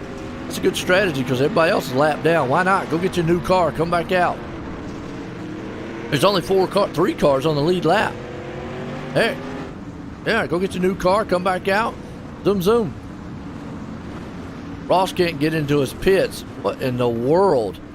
What is Connor Ross back doing in the pits? He's out there just bulldozing everybody. Man, lost all that time and he's back there doing donuts in the pits. I don't know what's wrong. Templeton slow on the track. That car got problems. Yeah. Yeah, look at his wheel. It's all flapping. It all kind of looks like somebody with a limp eyeball. Here comes the D-Nuts machine. Now he's down there on the half donuts, going up and down. Oh, then he just got punched. And he's going to have to go get a car now because that thing's wrecked. Dale's just said, I just went and got a new car and I ain't got no bumper now. Corey B up to 3rd. Oh, his car's wrecked too.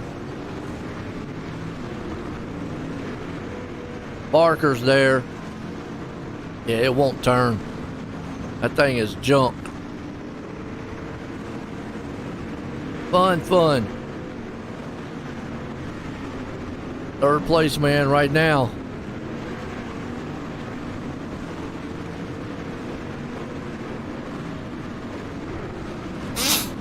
Bella Yella, I'm going to go get me another machine.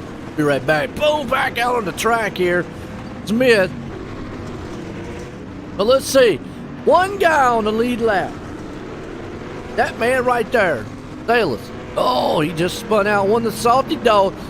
Had to be careful about that now. Now Corey B's up there wrecking. They're all wrecking. It's wreck fest. 2-0. Oh, the Mellow Yellow came out on the track, smashing B around. Corey's going, man, really? This thing, it won't turn, it won't go straight. Now my motor's all blew up. Try to do some wheelies, ain't a happening. Chapman's going in the pit. Look at Patrick Spangler. He ain't got a front end on that thing. Hanging on the second. Boom! I ain't gonna have a motor.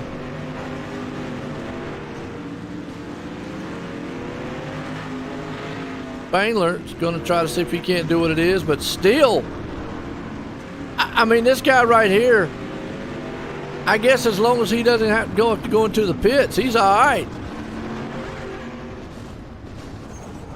Look at that. That's a beautiful flip. Wow.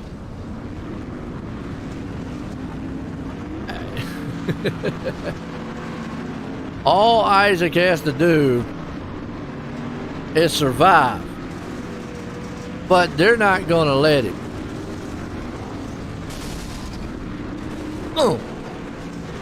Oh, he says, no, I'll take a shortcut. He does. Goes through the infield. Back out of the infield. You see cars just getting bashed everywhere. Smashing. Corey's hanging on the wall. I don't know what he's doing. They're on the front stretch. Boom, there goes another one. And another one. Oh, and Isaac says, I'm going to the pits. Give me a new car. There's Bixler. Guys are just out here, man, having fun. Oh, here comes Gilbert. He went in and got him some fresh these nuts machines. Going to come back out, and he's already going to get him crushed if he don't watch it. About got him sandwiched right there.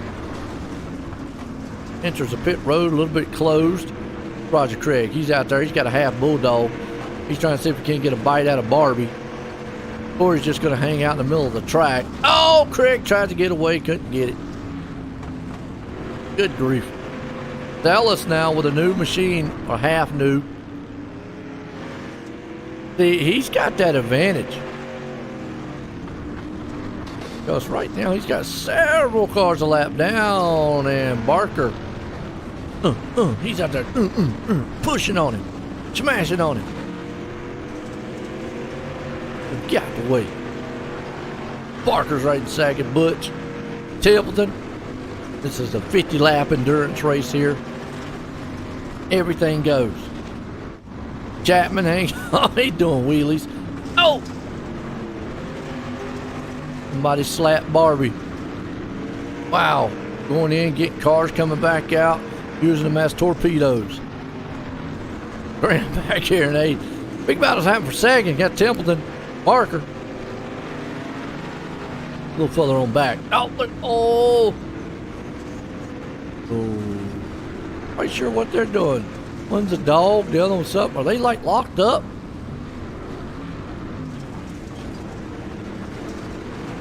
Just want to run right into them.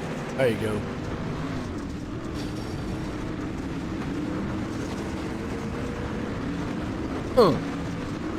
Go in, get you a new car, and yeah, Alder's dog hurt. Jack Hilt right now, trying to see if he can't hold on. He takes the rear end out of somebody. Gilbert's here with him. Meanwhile, this man leading the way. Dallas.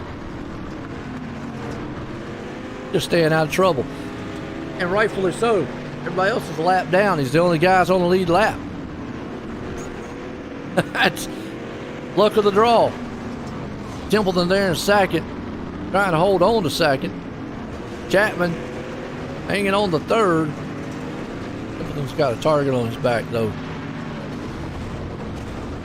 Ooh. Oh, Miller Time tried to get some, and he got spun. So, and look at that. Sella says, I'm coming back in for again. 15 to go here. This is funny. I love it. Endurance racing. Every man for themselves. Hold up. Graham, he's got a wheel that's crooked. He's going to get help from Corey. Fortunately, Corey's several laps down. Got boy Dale that just got into someone. He's just says, I'm going to take a shortcut. Forget about it. Hey, why not? I'm already laps down. Hey, back here in 17th. Might as well cheat and go to the infield. Look at Sellis. He's got a new car. He's made that thing skinny. So with a new car, everybody... Templeton's back on the lead lap, though. And then I don't know who that is driving the wall. New way around the track. Sellis has only got to hang on. 13 laps to go. Templeton back on the lead lap, though. Well, he was. Yep, he won't be on the lead lap here soon. Yep, the leader just went by. Somebody needs to take the leader out. Boom! Right there, as I said. No, boom, crash. Never mind. No, you can't just sit up there hung up on the top. Isaac needs to move. Oh! He needs to get that thing going back straight. Might have hurt the car. Templeton's coming back out. Now somebody's going to have to slow old Isaac down. Got a Dunkin' Donuts car. I learned Marty. Marty, the man who does the Monday nights here, he's in the mellow yellow. And he's going to take a lick out of somebody. Says, I'm going to get out of here. I'm going to get out of the booth. I'm going to come up here and drive tonight. And see now, this will be my kind of race. See, I can race this race because I get out here and hit something. Templeton, though, blinks out. Oh, we got no, still nobody. I'm telling you. Oh, Sella says, get out the way. I'm saying his last name right. He just got to avoid Rex. This is his.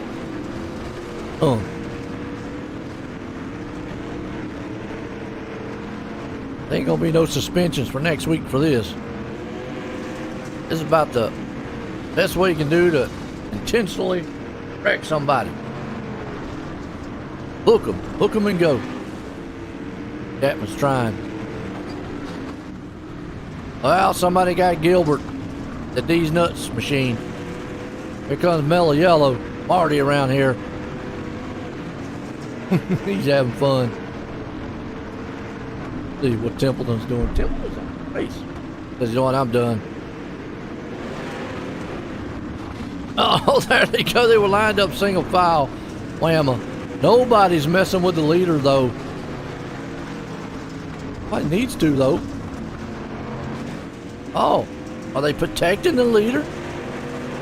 Maybe he said, you know what? Giving out iRacing credits for anybody that leaves me alone. That's one way of doing it.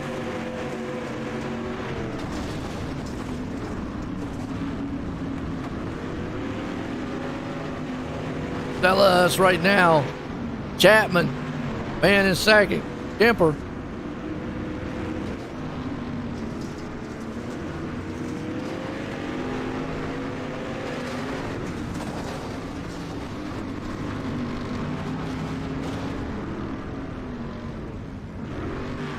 Kemper upside down, third place man. Uh-oh. 2 to go. Pretty much all he has to do is get to the white flag. And it's done. Yep. Oh, slam. Start playing the music. Slam. Dun, dun, dun, dun, dun. Let the boys be boys. Boom! I hit the leader hard. Oh, Isaac's out here like, I got wreck avoidance. I got skill. White flag won't matter. Ooh. Oh. One of that pits might matter. He's got to complete the lap, though. Oh, it's Chapman coming out. Yeah. Ellis has only got to complete the lap. That's all he's got to do. Just got to cross the start-finish line. Done.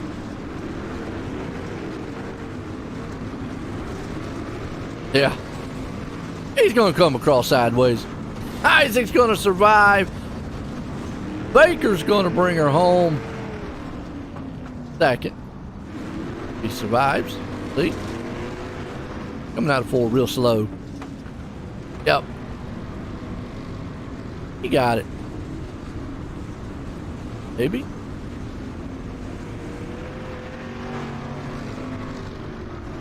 You know somebody?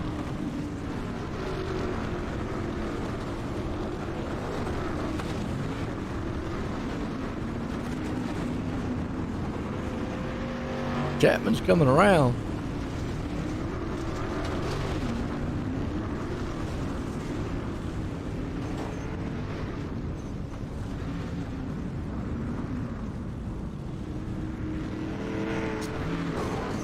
That's your top 3. Oh, crazy finish to this one. Wow. Let's get a word in some of these guys. Chapman, Baker, whatnot. That was awesome.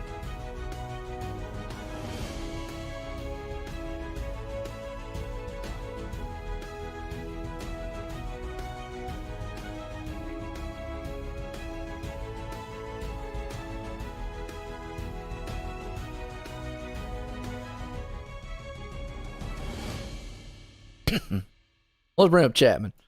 Zach, join the movie. Got a copy? Yeah, what's going on, my man? Well, man, I tell you what, we've had a couple of these races. They're always fun to watch out there. It's pretty much as just anything goes. And look at the draw. But, hey, take us through the beating and banging. Yeah, it started out the gambler plan with me, Spees, Ross, and Kemper. It was to get Connor the win, but he just kept getting pounded on it. Somehow I found myself in second, so I kind of transferred on to get me, but none of us stood a chance there with Isaac. He's good at driving these things anyway, and when you got a bunch of teammates in your Discord, it's got a lot of protection, but he earned it. He's a good driver, that's for sure. Hey, no doubt, man. Like I said, it's always fun to see out here. Good calls here tonight. Got anybody want to thank for a good finish? Yeah, thank everybody for putting money into this charity this week. Thank you, Joe, for doing the broadcast. Always nice to support the charities here in this league. I think we do a pretty good job of it. But I'd like to thank my wife for letting me do this all the time, my dad for sponsoring in the league, and, of course, all my teammates at Gambling. There you go. That's old Zach Chapman bringing her home in a good finish tonight. Let's bring up old Butch here. Butch, join the booth. Got a copy? I got you. Well, man, I tell you what, we've had a couple of these. They're wild. Just anything goes out here. Was you having fun, man? Oh, that was a blast. I didn't know where I was going to be. I mean, I started up towards the front in the first probably 5-10 laps. I was still up there and everything was looking good, and then blam, somebody took me out, and then we just tried to maintain, and luckily we're there at the end. Absolutely, and like you said, man, you came up here, got on the podium. Got anybody you want to thank for a good finish, though? Oh, absolutely. Got to thank all my boys over at Venom Racing, man. I can't do this without them, man. Each and every week, we're all there supporting each other.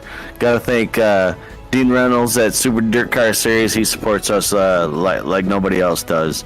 My nephew's audio company, SD Audio, and my buddy Brian Lawson with Magnum Race Design. He hooks us up with some paint jobs. And got to thank Coast to Coast and all the guys that put on the broadcast. You guys and everybody is just awesome. All the admins and all the behind the scene guys love this league and glad to be a part of it. Hey, there you go, man. Wild one again. Congratulations on that surviving this one.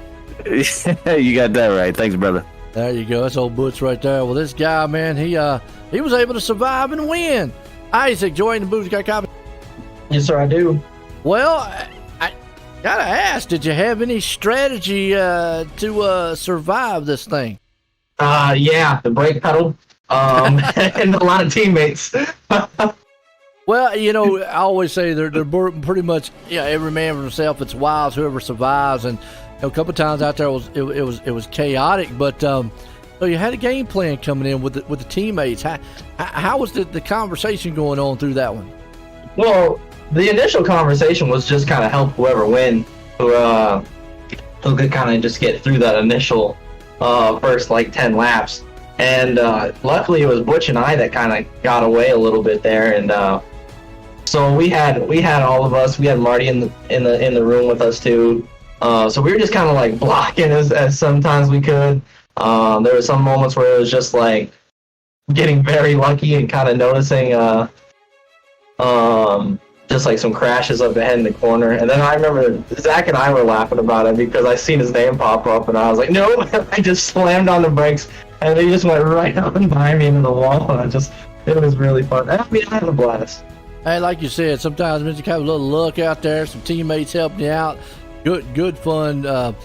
Try to survive this thing, but hey, nonetheless, you pulled it off. You got anybody you want to thank for the win? Yeah, man. Big shout out to all those guys at Venom tonight. I mean, it's a little fun race, but they still some of the best teammates you'll ever have. Dean the Super Dirt Car Series, Magnum Race Designs, Got You 6 Racing Network, Artisan Trackside with Marty.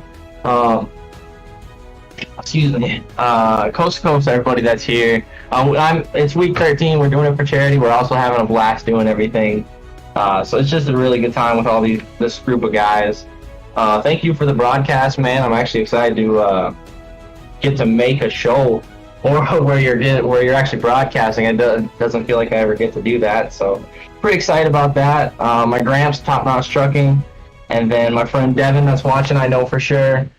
And then, yeah, just thanks to our veterans and then my friends and family that support me. Hey, no doubt about it. Real quick, I know I probably asked before, Hope I said your last name right. Is it Salas? It depends. I mean, we're all right with it both. You ever seen like Better Call Saul? Yeah. Yeah. So it's like it's actually pronounced Salas. It's so I mean if Salas, it don't really bother me too much. Yeah, I know I probably asked you before, but you know what? Throughout the whole race, I was saying Isaac Salas. I was like, man, look, he's just surviving no matter what he's doing. It was battle, man. It was fun. Hey, man, again, congratulations on that win. Awesome. Thanks, sir. There you go. That's all Isaac. Well, hey, we're going to the asphalt side of things now, folks. Stay tuned. We got some Xfinity cars. We'll be right back here in a few.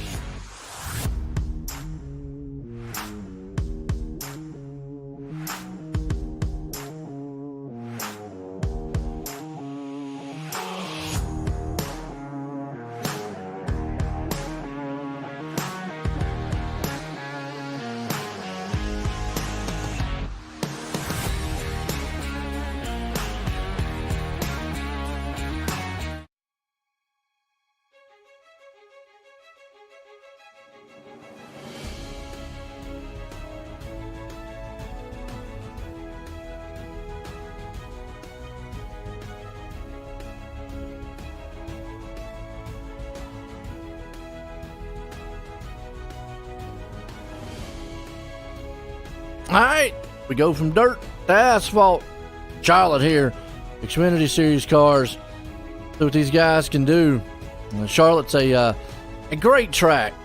Kind of in my backyard here a little bit, so it'd be kind of hometown track for myself as far as NASCAR goes. See what the Xfinity machines can do. See what these guys. They just came off a new dirt model and a new tire wear model.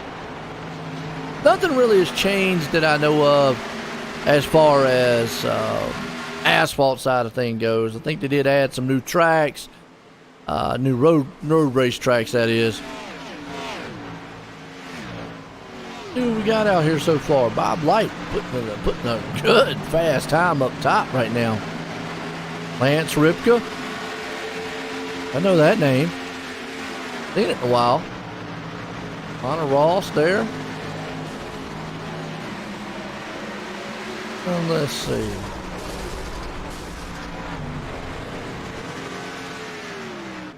Well, the one thing we're not going to see, I'm not going to say we won't see any wrecks, but it's not going to be like it was in the endurance race. Not every man for himself on this one. Definitely want to have a clean car at the end of this one. A Roland Olson out there. He's the dad of Lucy Olson. Talked about them last season. Hard in the wall. You hit the wall here, you'll tear some cars up. Man out there helping out landscaping. Going through the infield. That's not a good way around the track.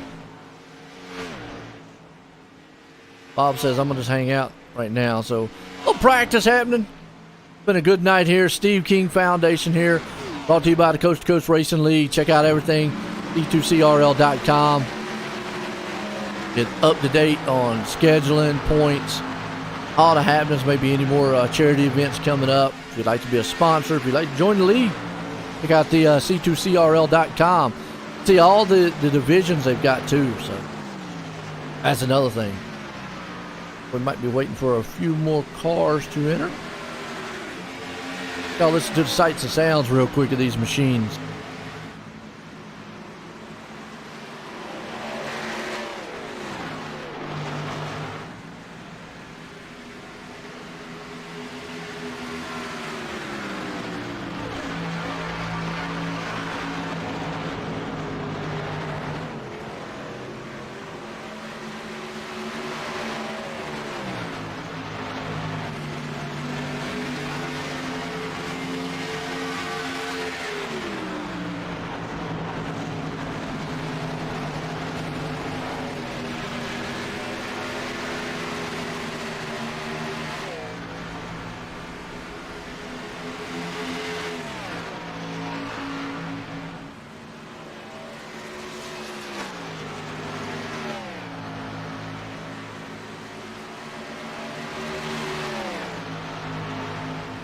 Looks like we're going to get set. Still practicing. A little practice. Qualifying. I know they heard me talking. Waiting on to swing it on over. The American flag machine. It's got all the colors on it. Well, mostly black and white on it. There you go.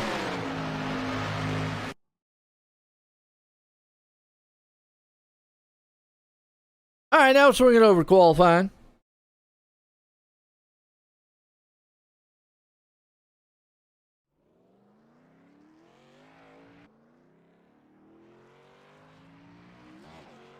See what we got. Who's going to put it on the top?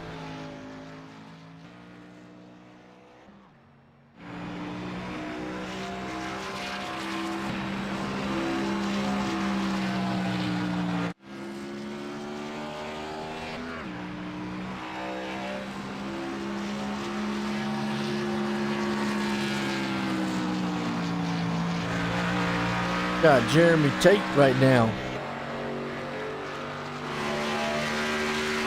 Very nice.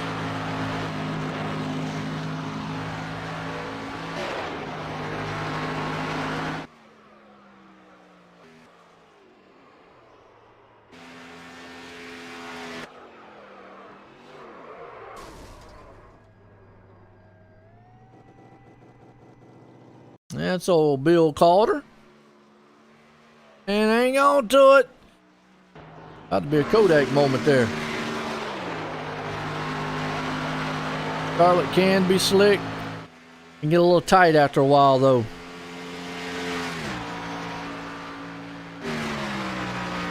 We'll watch how the cars react. Time goes on. Tire wear matters.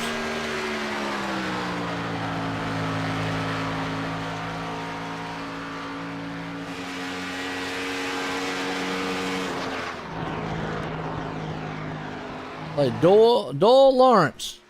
Right now, it's got the top spot qualifying. Hold on to it. Brakes locked up. Stop it on track. Then I'm done. Jeremy Tate's going to be the man. Looks like right now he's starting in second. Tim Chapman. Lawrence, at the moment, has the top spot.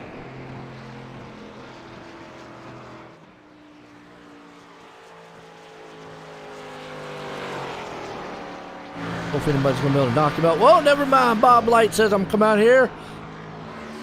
Shine the light on it. He did. Took the top spot away. Lawrence. Pretty fast one, too. Well, he got it a couple hundredths faster. He ran a 31 to a 35.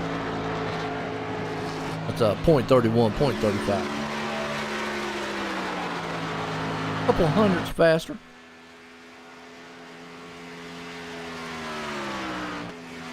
Good way to learn. Way to learn math. learn math by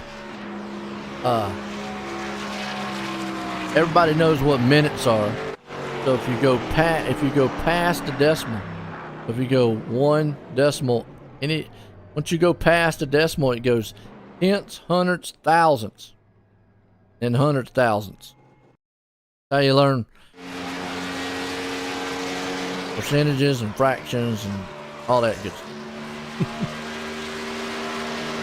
I used to love that. My youngest one would come in with them problems, and they have to do it in tenths and hundredths and all. And I'm going, I can do that.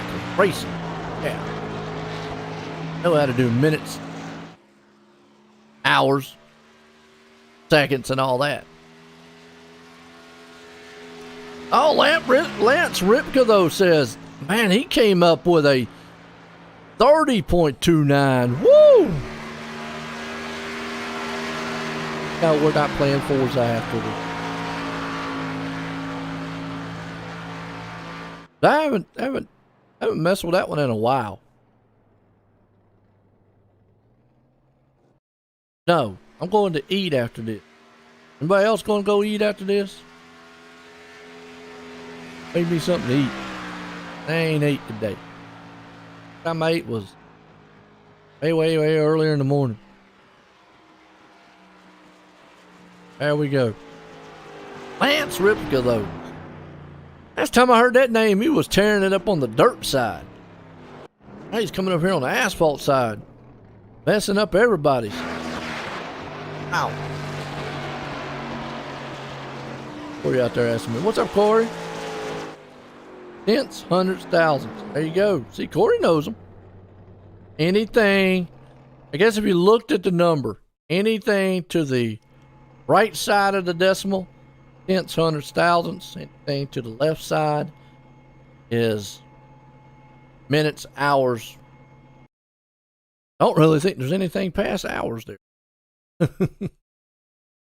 Here we go.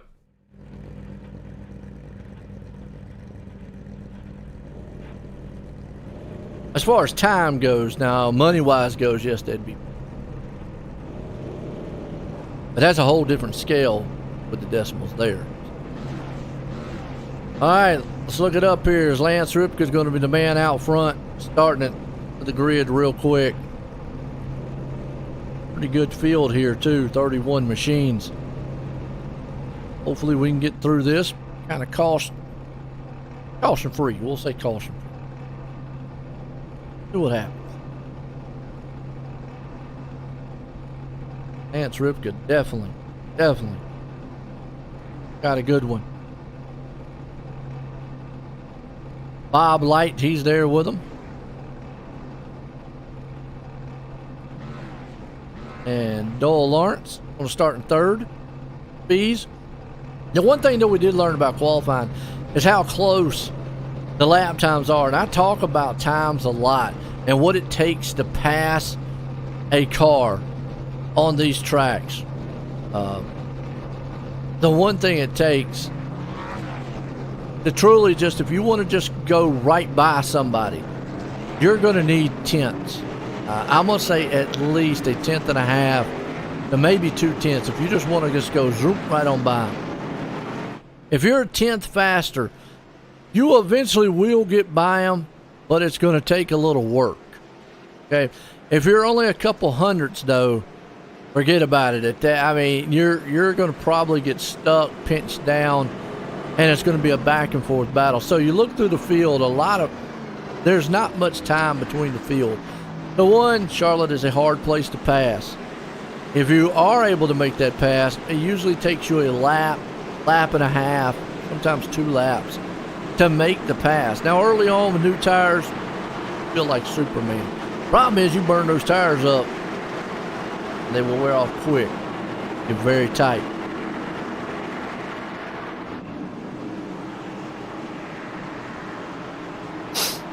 The wheel get real tight, real quick.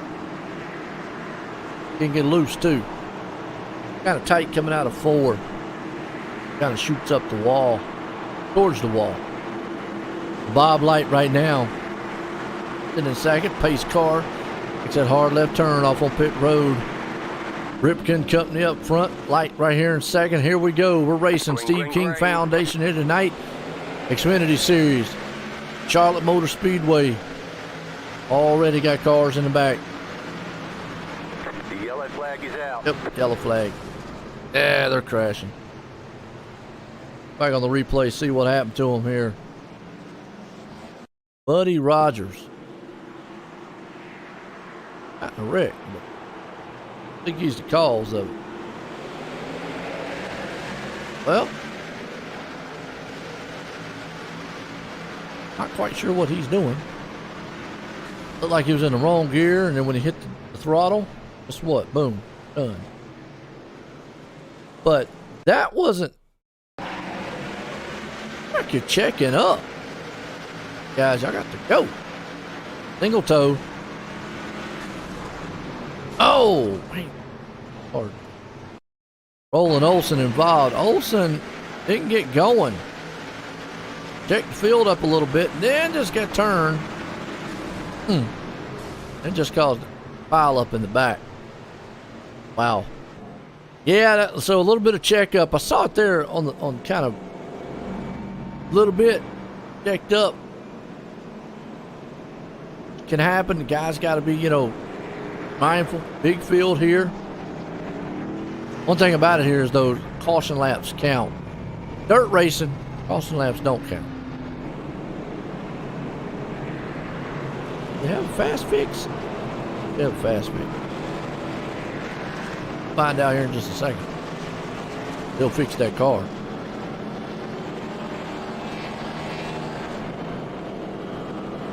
On his pit road, pit box. Yep, I got fast fix. There you go. Looks like they get one fast fix. They might get one. Not sure. Roger, wrong out here. Get one or to get two. Corey, I know you're listening. You get one fast fix or two fast fixes. And what's Roger in, by the way? Oh, he's in a new 747 machine. He's got the Warrior farm management machine. And he's got Pit Side Podcast. I'll tell you what, I ain't said enough about Pit Side Podcast. Y'all got to go check that out on the Coast to Coast Racing Network on YouTube. They do a lot of interviews with a lot of different drivers. I don't know if they've had one here lately, but yeah. 003 machine. He might want to think about going in and go getting him a new car. Roland Olson. That thing's not. Yeah, there you go. Roland. That car wasn't looking too good. Seen better days. The song, I seen better days. I know. On the back of his, May the 4th be with you. Okay. Must be a Star Wars fan. Yep. Star Wars Day. All right.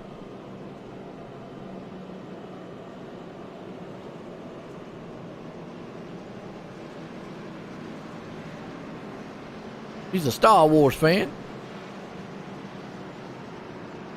May 4th, basically what they go off of. Nice looking paint jobs. Lance Ripka out front. Bob Light starting second. Go. Corey, how's the car feel out there? Oh, you can hear me. There's Marty, too. We're going to talk a lot about Marty. He's in the Kodak machine. He's going to see if he can't print him up some good highlights here. Good old Marty. He does all the announcing stuff for Monday nights here. Renegades and Rebels division here at Coast to Coast. Jumping out of the booth into a car. No, they always want me to jump out of the booth in a car, and I'm going, no, you don't. Unless y'all want a bunch of cautions. I don't know. Probably wouldn't be too bad. In these, now, you give me on the dirt, that'd be different. Dirt, not, ain't happening. I could drive asphalt, but dirt, wrong. Won't happen. And if anybody needs to know, yes, I do. I got a wheel, pedal, button box. I got all that stuff. I do have it. Just don't use it very often. Got a VR too, so I can get that immersiveness going on. I'll be over there, man, talking to my wife saying, there's a fire extinguisher inside here. She goes, no, there's a table. Another fire extinguisher.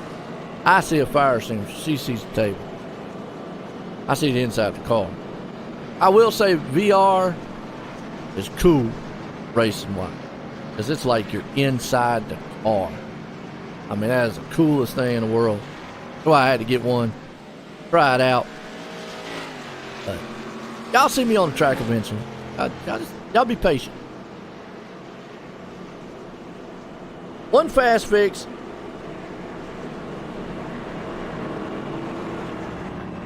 Oh, hey, what are you doing this, Cannon? You ain't coming up in the booth? You don't want to come up in the booth? You can come up if you want. I see you there. Let it go green. I'm just up here chit-chatting. Talking about the cars. So there is no more Pitside podcast?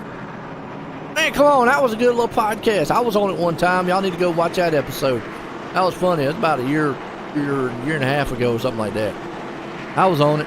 Y'all see my ugly mug. I don't show myself on the face cam a lot of times because I'm not trying to break y'all's computer or anything. I mean, now, if y'all do got some bugs or anything y'all want to get rid of, I'll turn it on. Pace cars in. Ripken Company. And I don't see any checkup this time. Green flag. Are we going to get a clean one? Yeah, it looks like everybody in the back got good.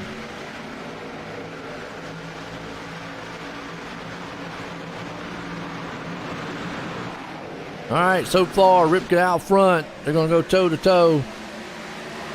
So I was going to see if Fish Cannon wanted to jump up here, talk about some cars. Look at old Bob Light. No, here comes Light. He's bringing it. Here comes May the 4th be with you machine. Lawrence looked like Darth Vader back there, bringing a force and slamming the wall hard. His speeds. Marty had to make an evasive move. Wow. Meanwhile, up front, they're going door to door. In bed, what? Man, come on. In bed, what? Well, you can be in the bed in the booth. Put your headset on with the mic. Come up here and talk with me. All right, what we got going on back here? I got to see, what's that? Is that Speeds? Or is that's Connor Ross? In an orange. What's he got? Put it out here. Put it out there. Put it out there. What are we putting out there? Oh, we're putting out. I mean, okay. It's like one of them creamsicle machines out here. Connor Ross hanging on right now. Everybody's kind of single file top side here. You see Lights out front, Lawrence there in second, Ripka's along with him. We got a couple cars off the track in the back. That's Joe Moose, so we got Mooses flying off the track. Go back on the replay, see what happened to him. And we definitely gonna have to look at his car because I have no clue what in the world he's got on that hood. See what happened. Did he get a little contact? Did he just lose it? Body armor. Okay. Definitely needs body armor then. Oh, geez. Yep, the side by side went flying through the infield. Came back up on the track. Oh, several of the cars in front of him. Oh, then he got tagged. Okay, so Peter Thompson. I said it right for you, Corey. Oh, he hits the wall, goes sideways, then he gets in another machine, and it's just chaos from there. Wrecking. Man, there's a lot of them involved. Are you kidding? Wow. Just nowhere to go. Once the track starts filling up, next thing you know, a pow. Light is still the man out front. Lawrence is right there in second. Corey at? Bring Corey up here. Why not? Oh, he's probably feeling lonely. Corey, Joanne Booby got a copy? Yeah. Hey, how's the car feeling, man? Pretty good. I decided to take it up high like I did last week in a Gen 4 here, and it seemed to work. And then I got involved in that wreck. I'm not sure what the situation is on the left side, but it's dented in the back.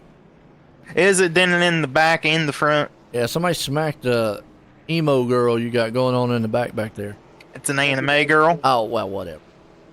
Hey, look, I can't get close enough. I remember saying you said that one time. I said, I know it's like a fat chick or something. Well, here we go on Butch. I'll brake check him. What's the saying on the back of your car? Go on board with Butch. I have him pull up behind me closer. Butch Baker. He's gonna have to pull up real close. And pull up closer. Even closer. See it? It's still blurry. All right. I remember. So like a flat girl at prom. I'm just happy to be here. That's right. Yeah, I can remember the first part. I could never get the rest of it. Yeah. Man, how you feeling about maybe getting up to the field? Pretty good. Hopefully this damage don't affect me too bad. And I know we got to do probably 2 pit stops, maybe, depending on the caution flags we get. All right. Well, good luck out there. Yeah. All right. There we go. Oh, Corey. Ish Cannon might be coming up here with me. All right. We'll get somebody to talk to. Who else can we talk to? Let's bring up Bob Light. Oh, Bob. Bob, join the booth car copy. I got you. Well, Bob, I tell you what, you out front. How's that car feeling? Not too bad right now. I used up a little more tire than I wanted to, trying to get to the front. So we'll just have to try to save some now. Yeah, I know, Charlotte is one of the tracks where you will use up, some tires and over time and so forth and so on. But now, does these cautions help you? Yeah, it cools them down a little bit, but I still used up a little more than I should have. Think you got enough to hang on to it? I don't know. We'll see. Well, I tell you what, good luck out there. Thank you, sir. There you go. It's old Bob Light. What's going to bring up old Ish Cannon? What's up, Ish Cannon? What's going on, man? Well, nothing. Well, we got a good Xfinity race happening here. We've had a good little charity event there this week. Coast to Coast Racing League, Steve King Foundation. New model for the tires, tires and track for dirt. We saw that earlier, which was very interesting because I learned a few little things out there that, most notably the 305s, 410s, 410s basically, but 305s, yeah. So we're on asphalt now. Yeah, this new model, even for the dirt. I tried taking the 87 around 55 or whatever that check was they ran earlier, and it didn't work out too well. This new dirt model is different for sure. No doubt. Hey, and everybody, Ish Cannon said he was in bed, and I said, man, look, put your headphones on, man. Lay in the bed, still call a race. Yeah, actually, I got him. I got up, went downstairs, and got on the computer. So get your laptop, bring it upstairs. You know what? I got a laptop strong enough, man. I could do that too. I should go over on my recliner, man. Put up my headphones, be like laid back. Yeah, I'm calling a race. Yeah. Woo, here we go. We're going to go back green. It's been Bob Light. I just talked to him a second ago. He said he used up a little bit more tire than what he wanted. Yeah, this track, when we raced it at the end of the season last season, it was eat your tires up. You're gonna see them push up a lot. I think that top group will start coming in. With the way the new track model is, dynamic track is back on, so I think you're gonna see multiple grooves.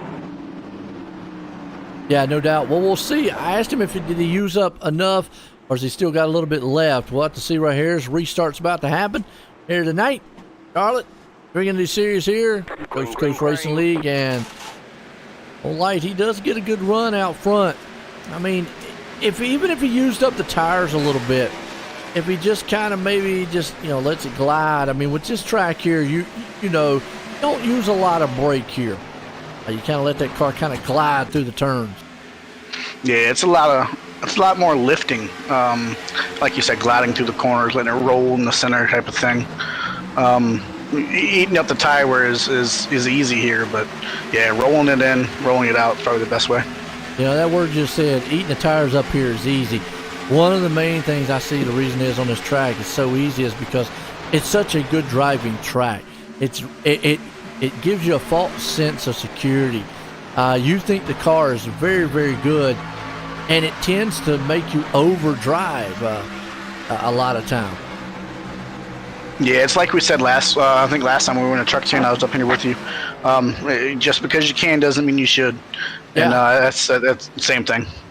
Well, it looks like Pete Thomas in the back here went around. No caution. Let's go back and watch the replay, see what happened. Way back there on the backside. Oh, him and another car just got together, bounced off the wall. Not quite sure why that did not trigger when MI Racing. Wow, he stayed on the track quite a long. Oh, hey. Bring it down the pits, but you know, you're right. Yeah, it brings up that whole conversation. You know, just because you can doesn't mean you should. And we see Marty right here. I mean, Marty, the man who does, I was talking about earlier, broadcast. He does all the commentating for the Monday night series here on the Coast to Coast. Looking good, stepping out of the booth in one of these cars he was in earlier in the endurance race. I mean, I'm wondering right now, because he's got it hammered down, is he maybe using a little bit of more tire? Yeah, I'm wondering the same thing. I mean, I'm kind of interested to see what Doyle and Marty do here. And, you know, Bob's on the outside. I think Bob's going to use more tire on that outside than what he's going to want to do too. So, like we said before, you know, it might just be time to lift and let him by. Yeah, and if he does, he's going to do it real quick, because, you know, you see Ripka right there too. And the more they hang out like they are, the more it's going to bring that other field up. So that's just much more positions he's going to lose on the outside. It looks like he's going to be able to battle it out as Lawrence got a little bit loose, and that's going to open the door for Marty there. And the reason I say Marty is because I can't remember how to say his last name. Zakella? Zakala, yeah. Zakala. Is it Zakala? Okay. All That's right, yeah. I believe it is. I could be wrong. Well, if he finishes in the top three, maybe we'll get to talk to him. And I've heard his name said many times, but, you know, hey, look, it goes in one ear and shoots right on past the air that's in between, not the other ones. There you go. The battle back here around 7th place spot. Chapman. Yeah, I was watching qualifying, man, and look, Chapman, for where he qualified at, that's impressive. Well, he's only up 1 spot. Well, I'm saying like where he qualified at, So talking about in terms of normally I don't see that kind of speed out of Tim. Is that what? Okay, so basically you're trying to say is he's impressive for where he. Okay, I got it. I mean, I thought you were maybe talking about how many spots. I mean, because Landis right now, and Buddy Boggs is probably the two of the hard chargers. They're back there 14th and 18th. They're up 12, 13 spots. Yeah, okay, yeah. Chapman's doing good. He's actually just made it around Tate right there. He's going to see if he can't run down Ripka. Got Tate back there with Lewis Meglin, yeah. And Isaac Salas. I say Salas. I think he says Salas, or he said Salas is fine. So I was like, all right, cool. He won the last one, the 410, or actually the enduro race. Pretty much just had to survive to win that one. That was a wild one. I was watching that, man. I was cracking up. Some of the stuff that was set out there, man. I was dying. You had that one car, the who was it? Dittmer or somebody had the D's Nuts car. Oh, the D Nuts one, man. He was getting his nuts cracked every time he turned around. That guy he was getting smashed in. Then he got him bit off by the dog, one of the salty dogs out there. So I was sitting by my kid watching the broadcast, and all you hear is D's Nuts, and my kid just looked at me, and I was like, oh, all right, hold on. Well, I was trying to make it, as PG-13 as I could. I know kids be watching this. I didn't want to go too far with it. I died laughing, man. That was good. But look, this battle with Tim and Lewis, man, it's heating up. Lewis is all trying to get around him here. Yeah, it is, and I mean Tim is, and then right behind him you got Salas, Tate, and them. Those guys back there were beating and banging on each other a minute ago. Like you just said, Tim trying. He's going to look like he's trying to run down. He's a little bit further back. Tim's got to actually about a second back from Ripka right now. Looks like he'll do a little bit of a block there. I don't know if I'll be blocking on lap 24, but if he's faster, at some point, you just might as well just say, look, going around, because you're going to tear, even though you might not think about it as a driver, or, might not even think about it as watching, you're like, well, how's that possible? You actually lose more tires by just blocking. You can lose, tear your tires up by blocking also. Yeah, for sure. Pit strategy is going to be a thing here too. I know when we raced before, I think it was like 28 laps of fuel is what you could get. So they're running 60 laps. So. Well, impressive. I tell you what, Marty jump out of the booth. He comes up here and wins this thing, man. Don't ever hear the end of that one. He said, I can race, I can talk, I can do it all. Hanging on to second, trying to see if we can't run down Bob. Bob must have got those things cooled down enough to now he's figured out. I've talked about this a couple times. It takes a special breed of driver. Not taking any skill away from any driver, but to be able to go out front and maintain your tires and maintain your car, because to me it is a lot harder than it is to ride behind someone, because once you get outside you've got no way of knowing any braking line or anything like that. You sometimes tend to overdrive your car. Yeah, and that's one of the things I'm looking at here with Bob is his lap times, and over the last couple laps, and kind of seeing if he's falling off or not, and it looks like he's actually pretty steady. Yeah, they had a 63 that last time. Marty's 78, 62. I mean, the one thing I talked about before was how close the field was here. I mean, you see Ripka now moving in on Marty. Marty could be saving a little bit himself. Tires, he is diamonding into the turns. That's kind of what you want to do here at Charlotte, kind of diamonding in. You do leave that back door open for a split second if somebody maybe dive bomb. Shouldn't, but it happens. They're close enough, but you want to kind of diamond it in. We talked about it earlier. You don't use a lot of brake here. You just kind of off throttle and ease back in, coming through the middle off turn. Just momentum, man. I use that word a lot. When it comes to asphalt, it seems like that's the deal. It's all about momentum. Yeah, especially in these bigger ovals, and they are. Ooh, looks like Tim got a little loose off that corner there. Yeah, it is. It's momentum. It's just keeping your speed up, kind of getting around and that kind of stuff. But yeah, let's talk about short track. Short track's just praying. Sometimes nobody bumping runs you. Corey B back here. He's usually up in the booth with me here. He's back in 14th. Going to go around. Looks like Joe Moose. Take that spot away. Got it. Looks like Doyle's coming down pit road here. He's the first one to stop. Lap 29, lap 30. Yep. Either, wasn't it? Nope, up there in third place. He was, 34. Yeah. You're right. Well, Corey mentioned it while he came up here. Excuse me, code on that one. He mentioned it while he was up here that it looks like they might have to pit twice. I don't know. Those cautions, I think, might have helped them to where I don't see a two-pit strategy now. I mean, we're already at lap 31, aren't we? So what do you think? Without giving too much away, there's a driver that I am really familiar with and friends with. No.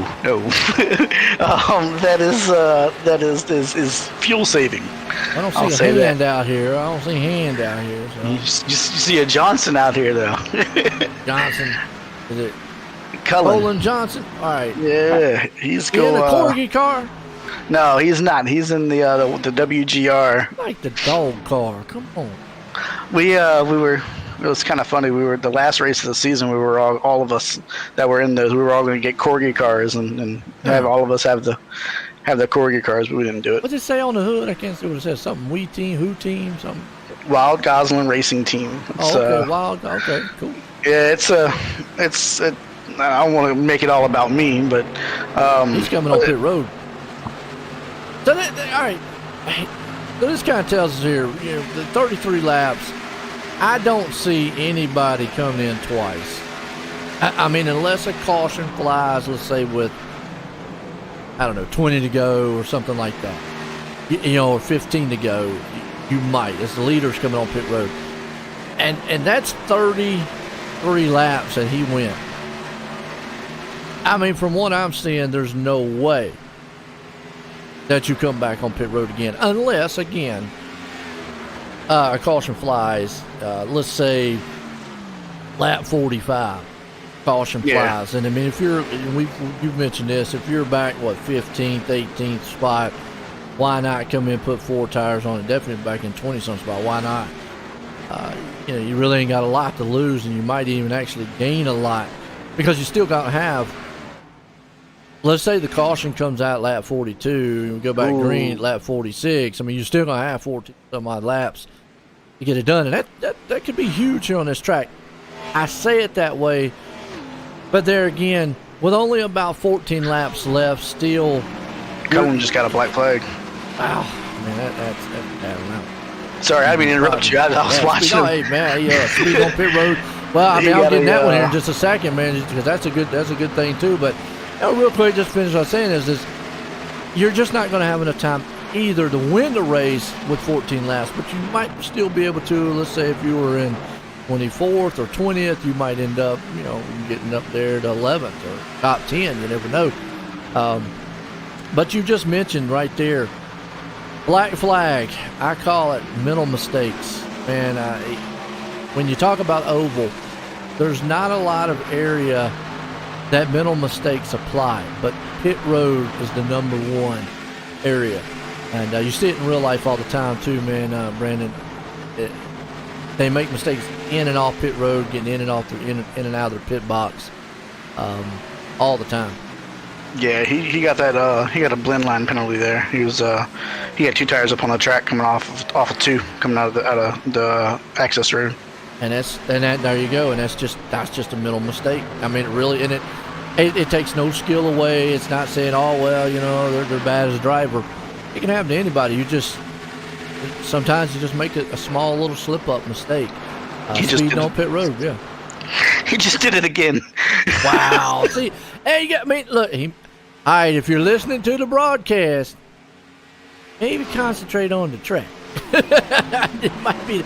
You might secretly might want to throw the radio in on him and say, "Hey, man, look, I know we're talking about you, but don't get happy because, man, now you're looking bad." It didn't give it to him. I'm shocked that it didn't give it to him. He got 2 tires. He got 2 tires up on that up above the blue line just now. So, but yeah, no, it was. And it's. You don't see a lot. We don't see a lot of green flag runs or green flag stops. Well, I can't say we don't in this series. This series we do, but the truck series you don't see a lot of green flag stops. So seeing these guys complete this green flag stop right here is really good. I love the fact that these guys are spread out more. You know, I know like last night or night before last, whenever it was, a lot of cautions and stuff on the short tracks, but this track right here is showing that, you know, they can put on a good show when they have a good number of cars. It's just a matter of getting spread out. Well, the biggest difference on the cars too, a truck, it feels planted. These cars, you have to do a little bit more throttle control with them because they don't have the aero that those trucks do. And with that said, like with the trucks, again, gives you that false sense of security. Yeah. We got Chapman coming in the pits now. Oh, no. Sorry. 13 gets into the 56 gets into the 13 off the corner. Chapman's coming in the pits, like you said. So, yeah, we're seeing a lot of that, cars getting each other. Gilbert was the man who had the unusual machine in the Enduro. Yeah. By the way, we'll see what he's got out here this time. I don't think he's got anything like he did in there. So he's got a Draft King. He's got Draft King up there. He's changed up. He got more PG oriented for us. So. I did.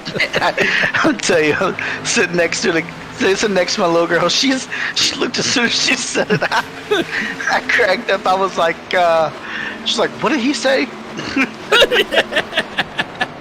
Talking about peanuts. It's yeah. Right, planners, man. We're talking about planners. Come on, man. Really? You see your wife or girlfriend come in, man. You'll be like, what are y'all watching? And then you followed up with the salty dog was going to take a bite. I just was like, all right, let me turn it down. Yeah. Yeah, well, you know, hey. Hey, look, it was made good for the broadcast. It was fun.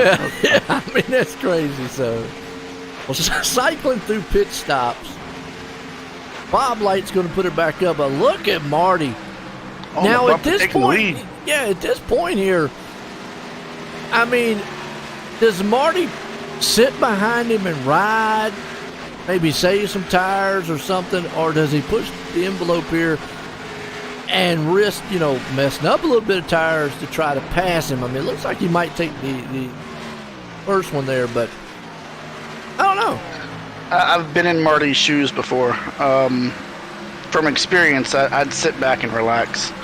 I made the mistake of passing Bob too soon on one race and burn my tires up. So I'd sit back, wait till about 3 to go, then make your move. Yeah, because they've got a pretty good, gap. I mean, it's about a second and a half from Ripka. I mean, he's still there. Any little bit of mishap. So Marty has to be careful at this point where he's sitting at. Because if he gets up there and starts battling with Bob, obviously if they touch each other, they'll bring Ripka right into this game plan. Right now, those two are controlling the pace of the race. Yeah, for sure. And just seeing everybody in here. Seeing Corey. Corey's up in the top 10. That's pretty good to see. Yeah. I mean, he does good every once in a while. He comes out here talking about, I don't race. All right, folks. Got a 3,700 I rating. Look, that boy comes up and racing all the time. He always talk about now he might cheat every once in a while. I don't know how he does it, but yeah. Up to ninth, he did good. He actually did really good in the dirt races too. So got a podium, and he got a podium in the one, and almost got a podium in the other one. That's one of the cool things about these charity events, man, is, getting the people that don't really like to run, or not like to run, but people who don't run a lot, the broadcasters, the people behind the scenes that get in. I know there was one season we did a charity event where I think Zach's somebody related to Zach, like mom or something like that. Somebody, it was a Chapman. She got yellow flag is out. Bixler. What happened to him? That's Steven Bixler. 75 machine, he's by himself. He just lost it coming out of the turn. We don't see that very often in Charlotte. A lot of these turns usually, which that was turn number 2, so turn 4 is usually known for being really, really tight coming out the turns. I mean, so turn 2 can kind of be sometimes, depending on how much you get throttle control. That's something you don't really see a lot of. I mean, at this track is, unless you're side by side, but by yourself might have been a fact of just a little bit cold tires. Too much throttle, yeah. Cold tires.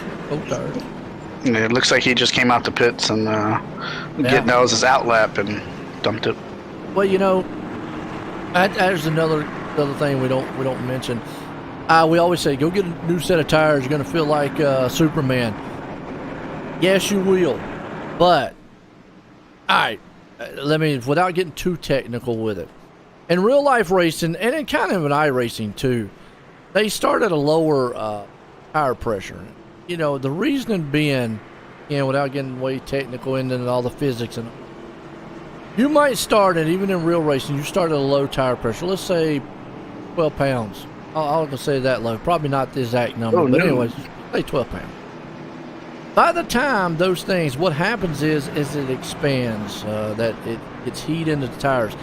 But until then, you don't have a lot of grip. Not like what you think. Even though you've got new tires, you've got to be easy. It might take a lap or two or a couple laps before it does. But eventually, that 12 pounds can grow all the way to, say, 22 pounds. So you can get a lot of air back in the tires. And we hear that in real racing a lot. And drag racing is huge for that. Because I know when I drag raced, our slicks, we'd be coming out of the pits 8 pounds in them, but man, when we got back after the run and went back and checked them, those things were sitting at like 14, 15, and that's how we would dial in traction in the car, because at speed we definitely wanted those tires to be up there so it would give us traction. but we wanted that fight when we come off the starting line and so forth. So it works both ways. Kind of physics thing. Don't want to all technical. That's kind of why that happens. Yeah, going on pit road. Yeah, getting this. Oh, Bob faked him out. Marty faked him out. Cullen. Couple of them went on pit road. Cullen came down pit road. Here's that. 45. Remember when I told you about 15 to go? Would you go on pits? If I'm in the back here, why not? I mean, you got Cullen right there. He's not going to come out no worse than looks like, 22nd, 21st, somewhere in that area. Yeah. Why not? Why not come in here? You might make up 10 spots. Might not be the winning move because you're just going to run. I think you would just run out of time getting to the front. You got too many cars in front of you to pass. You're just going to, again, get some cautions and some help. Yes, I mean, caution fest from here to there. He good possibility he could get into the top 5, top 3. But if it stays green, no, he would just run out of time. There's just a track like Charlotte. You need 25, 30 laps. I'm gonna say at least. And what we're sitting on right now, especially to come from, let's say, 20th or whatnot. I mean, what's your take on it? You think a person could be in 20th spot and with 15, 14 laps to go, if it stays green now, just come through the field. I think they just run out of time at this track. No, I mean it. We're looking at it again. It really depends. I mean, in Cullen's spot, he's a lap down, so I mean, he's not going to gain out of it. He's praying for a caution here. Right. But somebody, back. It's like Kemper. Back Kemper there, right yeah. there, 19th. I mean, yeah, I'm taking tires there, man, and I'm with you. I'm taking the tires, but again, I'm not going to take it as probably going to be the winning move. Now, if the cautions fall, it could be a different subject. If it goes green. Just by what I've seen at Charlotte. Now, obviously, we're talking about a different track or whatnot, but Charlotte, I mean, we're not talking about this field split up by seconds. This field is only split up by a whole half a second between the whole field. If you were taking tires, you're taking them on that caution right there. After once this goes green, you're not taking any more tires. Absolutely. So I mean, the people who did take tires in the back, I think it was a smart move for them. I think if you rip the top now, do we bring these officials? Is it would it be a winning move if it goes green? If it goes green, no. But it's definitely. I'm with you on it. Definitely want to pit. I mean, you got nothing to lose. Why not? Hey, go get some fresh tires, man. Get in there and go for it. I don't think we've seen the yellow flag the last time. I'll say that. Well, and there again, now that's a whole different conversation. Let's say you're sitting in that 14th, 15th place spot. You're sitting in new tires. If you gain 3, let's say 4 positions, and a caution flies, and then it goes back green, and you gain another 4 or 5 positions, and a caution fly. And see what I'm saying here? What's happening? It kind of multiplies after a while. See, that's how you chip away at it. You end up, next thing you know, you're in the top 5 as we go back green. But if it goes green the rest of the way, no, you're just going to run out of time. I mean, it's just such a hard place to pass here. And we talked about Marty right there, too.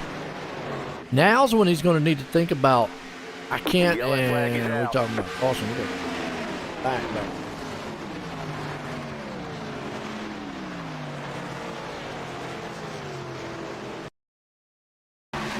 Don't go around. Who that is? Who's that in the monster? That's Tim Chapman. Tim Chapman looks like Tim got into. Yeah, Tim's in the 37. Watch it. Oh, him. He slid through, got into the side of Isaac. Maybe spun the tires again. Cold tires. He did on lap 47. He had to check up and up.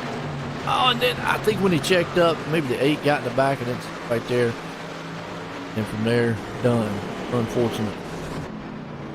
Kind of one of those racing deals. Yeah, like we said, it's cold tires. Not maybe not as cold tires, but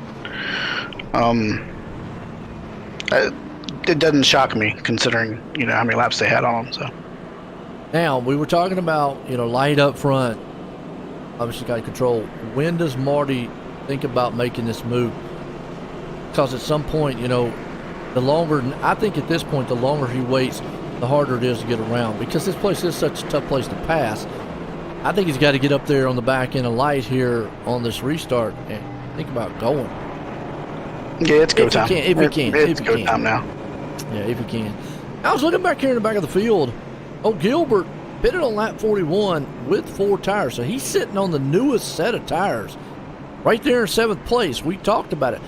He is, if I'm going to say, if he can pick off a couple of these guys and maybe get another caution, he might be the one sitting in a pretty good catbird seat there with the newer set of tires. I'm like looking back here in 9th with Corey.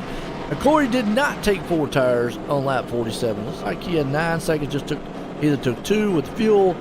But Zach Chapman up in 10th. Up 10 spots already. Took 4 tires at lap 47. He's definitely the newest set there. I think he could gain, if everything falls right, he could at least gain another 5 positions maybe. So yeah, I mean, you're looking compared to Bob, 14 laps. Yeah, it's easy. If I was running these in officials, and last week or whenever we ran them there, and like I was saying earlier, you can for a couple of laps. excuse me.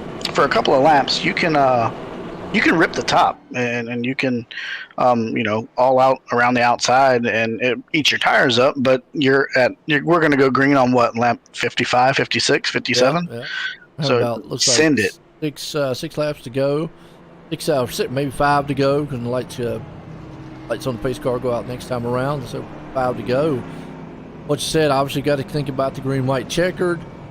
So Will Chapman right now, not going to say he's in the winning position, but then again, if he has some luck meaning passing several cars on this go around, and then the caution flies instantly. I'm going to say if he gets up to 5th, let's say if he got to 5th, hypothetically, and a caution flies, even if it's a green white checker, he's close enough in striking distance that he might be able to get there with those tires.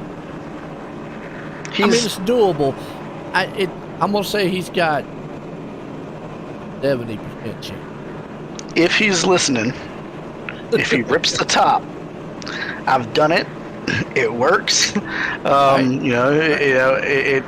can rip the top, rip that. I'd say right now he's on the bottom seam. So if you go up, but is his tires good enough to do that? Is his tires still good enough, held up enough to do? I know you mentioned on new tires doing that, but remember he pitted at lap 47. So right now he's sitting on what, 5, 6, 7 lap old tires.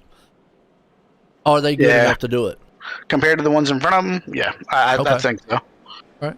What about Gilbert sitting there in 8th spot, pitted at lap 41?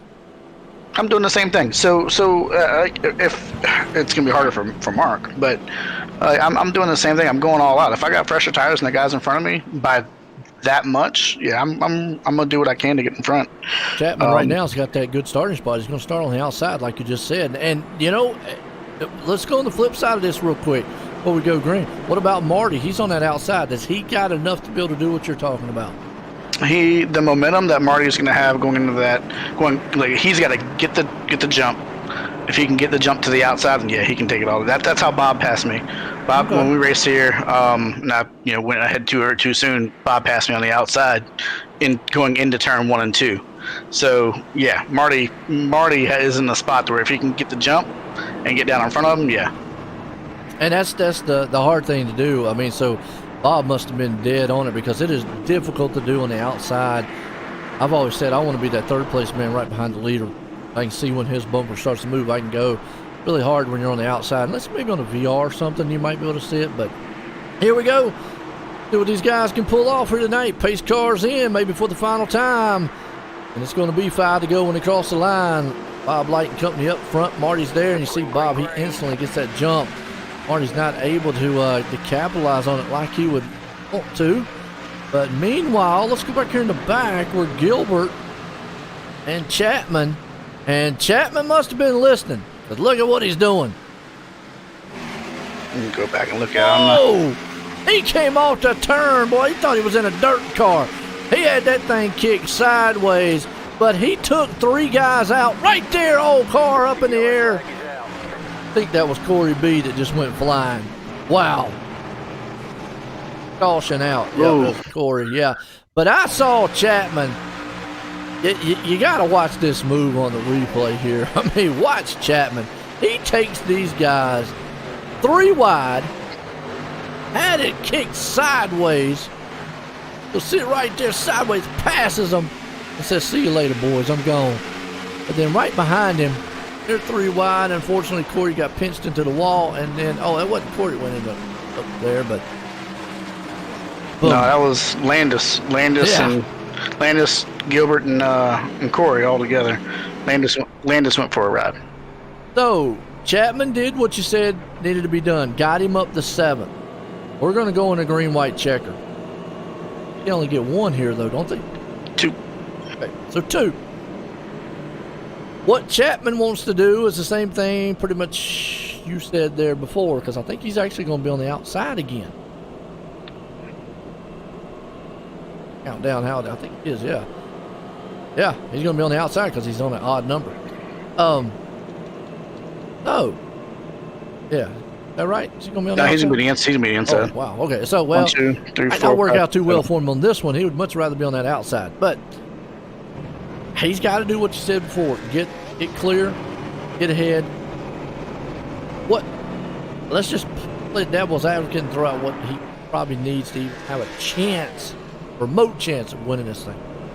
He needs to pick off another 2 or 3 guys, get to that 5th or 4th place, and then the caution flies, and get the last green-white checker, and then it go green the rest of the way, and hopefully he's got enough tire to just muscle his way to the front.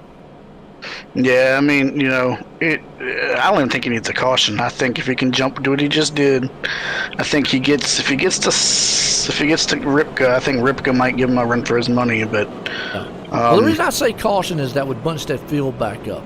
Lightning might be too far out by the time he gets to Ripka. I see what you're saying though. It's a tough one. I still put him at maybe a 75% chance of winning this thing, because sitting in 7th and just this track, it's tough to pass. I mean, even with old tires, Bob Light is probably sitting in the best seat with old tires. You've got about 6 cars between you and the guy with the best tires. That's what you want with green-white checker. Yeah, and which I don't know if it's been touched on, and I don't know if they're doing it in this. I think they might be. The leaders have lane choice. So if I'm Bob, and they just did it for the charity events, was lane choice to see how it work out, see if it works. But if I'm Bob, I'm picking the outside. I don't know if they told you that, but yeah, they got lane choice. Yeah, he said tonight they're giving them lane choice. So why would you pick the outside? To get that momentum off of 1 and 2. Even with you got the same tires as Marty and you got that advantage like you did on that last restart, you'd still do it? Yeah. And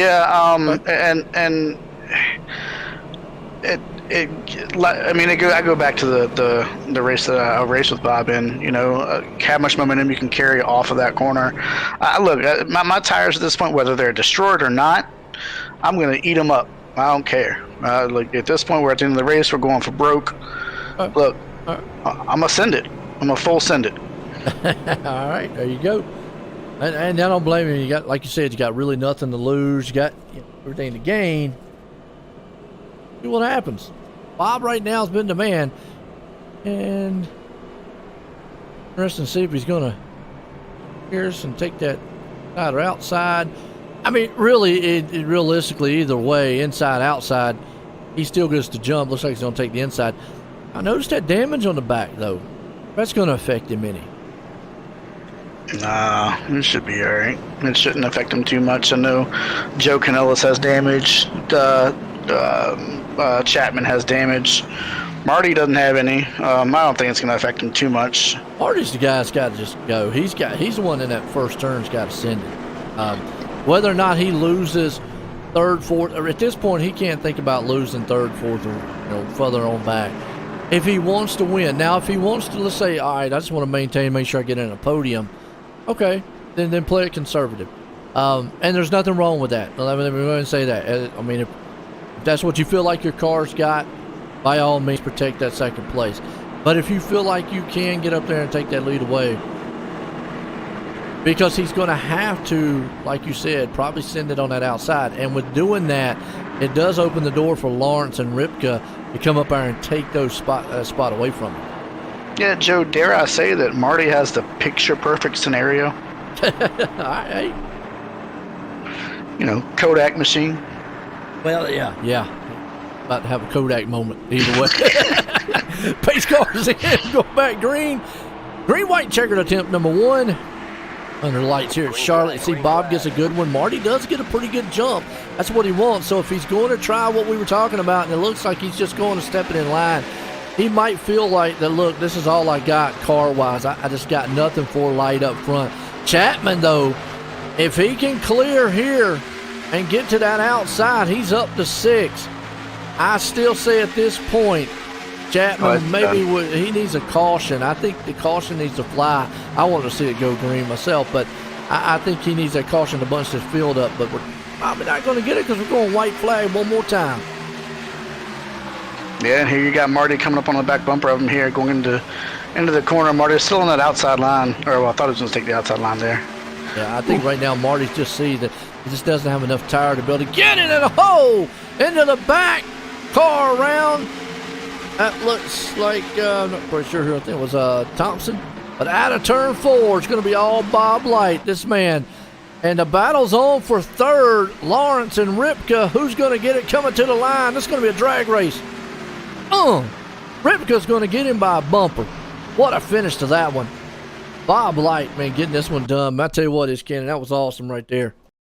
Yeah, that was good. That was a 1/100th of a second between Ripka and Lawrence. Or is it Lawrence? Lowrance? Look at that. I always say Lawrence, but never heard any difference either way. Right. So I know it's Ripka.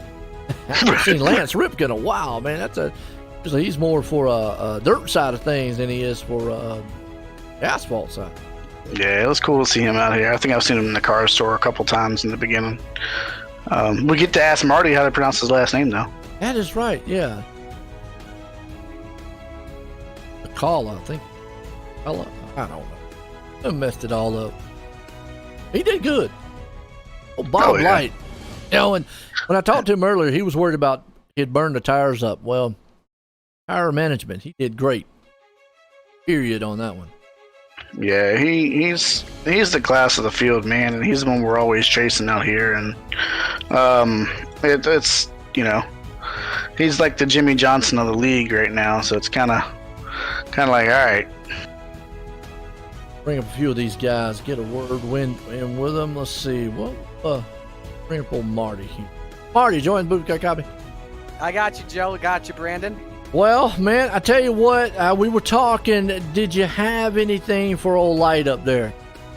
If that run kept going, that long run kept going, I think we would have had a little bit something for him in that lap traffic. I feel like my car is a lot better in the traffic, especially because of the drafting. But to finish behind Bob Light, I will absolutely take a second place finish. This was awesome. Our Make It Mac tonight, Chevy Camaro was very good. Gotta thank the Virtual Boys back at the shop.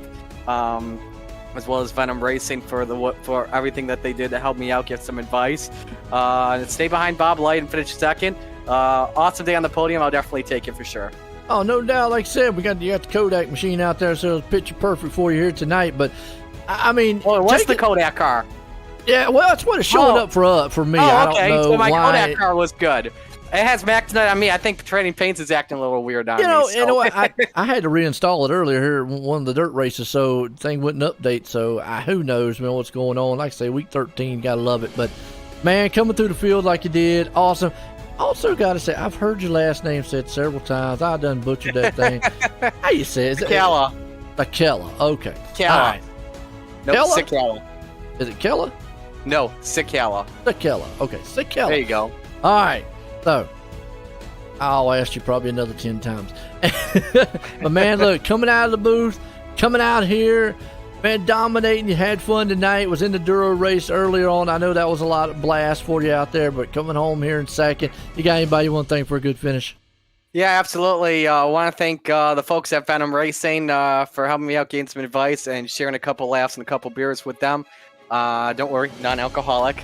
I want to thank the folks at RS and Trackside Rock Sports Network, Bob Johnson Auto Group, Lattimore Physical Therapy in North Chili. Bill Grace just got done doing RS and Trackside. That took place at 7 o'clock. You can watch that every Wednesday night on Rock Sports Network. Want to thank you guys, Joe, for the broadcast. Same with you, Brandon. Don't forget to tune the small block, big block, and the Cup race tomorrow night. I'll be on the call for that. I believe I don't know if you're going to be driving or not, Joe, but I'll give you the day off from the headset. I'll take it back over from here since I wanted to race. Just everyone that helps me out, everyone that supports me. You know who you guys are. If I forget anyone else, thanks very much. We'll take a P2. Hey, no doubt about it. Like you say, man, the man came out of the booth. You hear him here on the Coast to Coast Racing League, man, every Monday night for the Renegades and the Rebels. That's old Marty there. Again, congratulations on that run. Appreciate it, Joe. Appreciate it, Brandon. Great job. Love this track. Love this car. There you go, man. Marty looking strong. Man, coming home here tonight, though, Lance Ripka by nose. Lance, do I have the booth? Got a copy? I got you, man. Well, you was able to just squeeze by nose and finish up there in third. Take us through that final green-white checker there for you. Well, a little nervous with those guys with fresh tires, but I knew we were pretty quick, and we saved on that first or that second longer run. So I felt we still had enough tires to keep them behind us, but they were still making me nervous. Absolutely. Jumping from the dirt side to the asphalt side. Looked awful strong tonight. Came home in third. You got anybody you want to thank? Ripka Designs, VMR Wraps, New Tech, Inc., the boys at Spartan Racing. You guys putting on the show. There you go. That's old Lance Ripka, man, ripping it up here tonight in Charlotte. But this guy, well, he was able to bring the light on here. Bob, join the booth. Got a copy? Gotcha. Well, I talked to you earlier. You said you used up a lot of tire, but you was able to hold those guys off. What did you learn?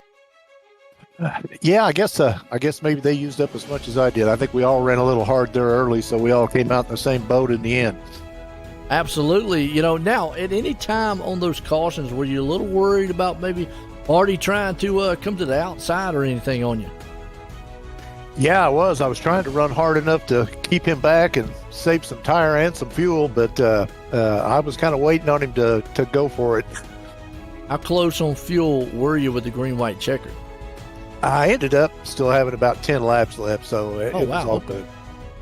Yeah, we were talking about that too. It's like how far y'all could go. You know, y'all went 33 laps there at one point. So, hey, nonetheless, man, like you said, held on to it. Came home tonight here. Steve King Foundation here for the charity race here at Charlotte. You got anybody you want to thank for the win?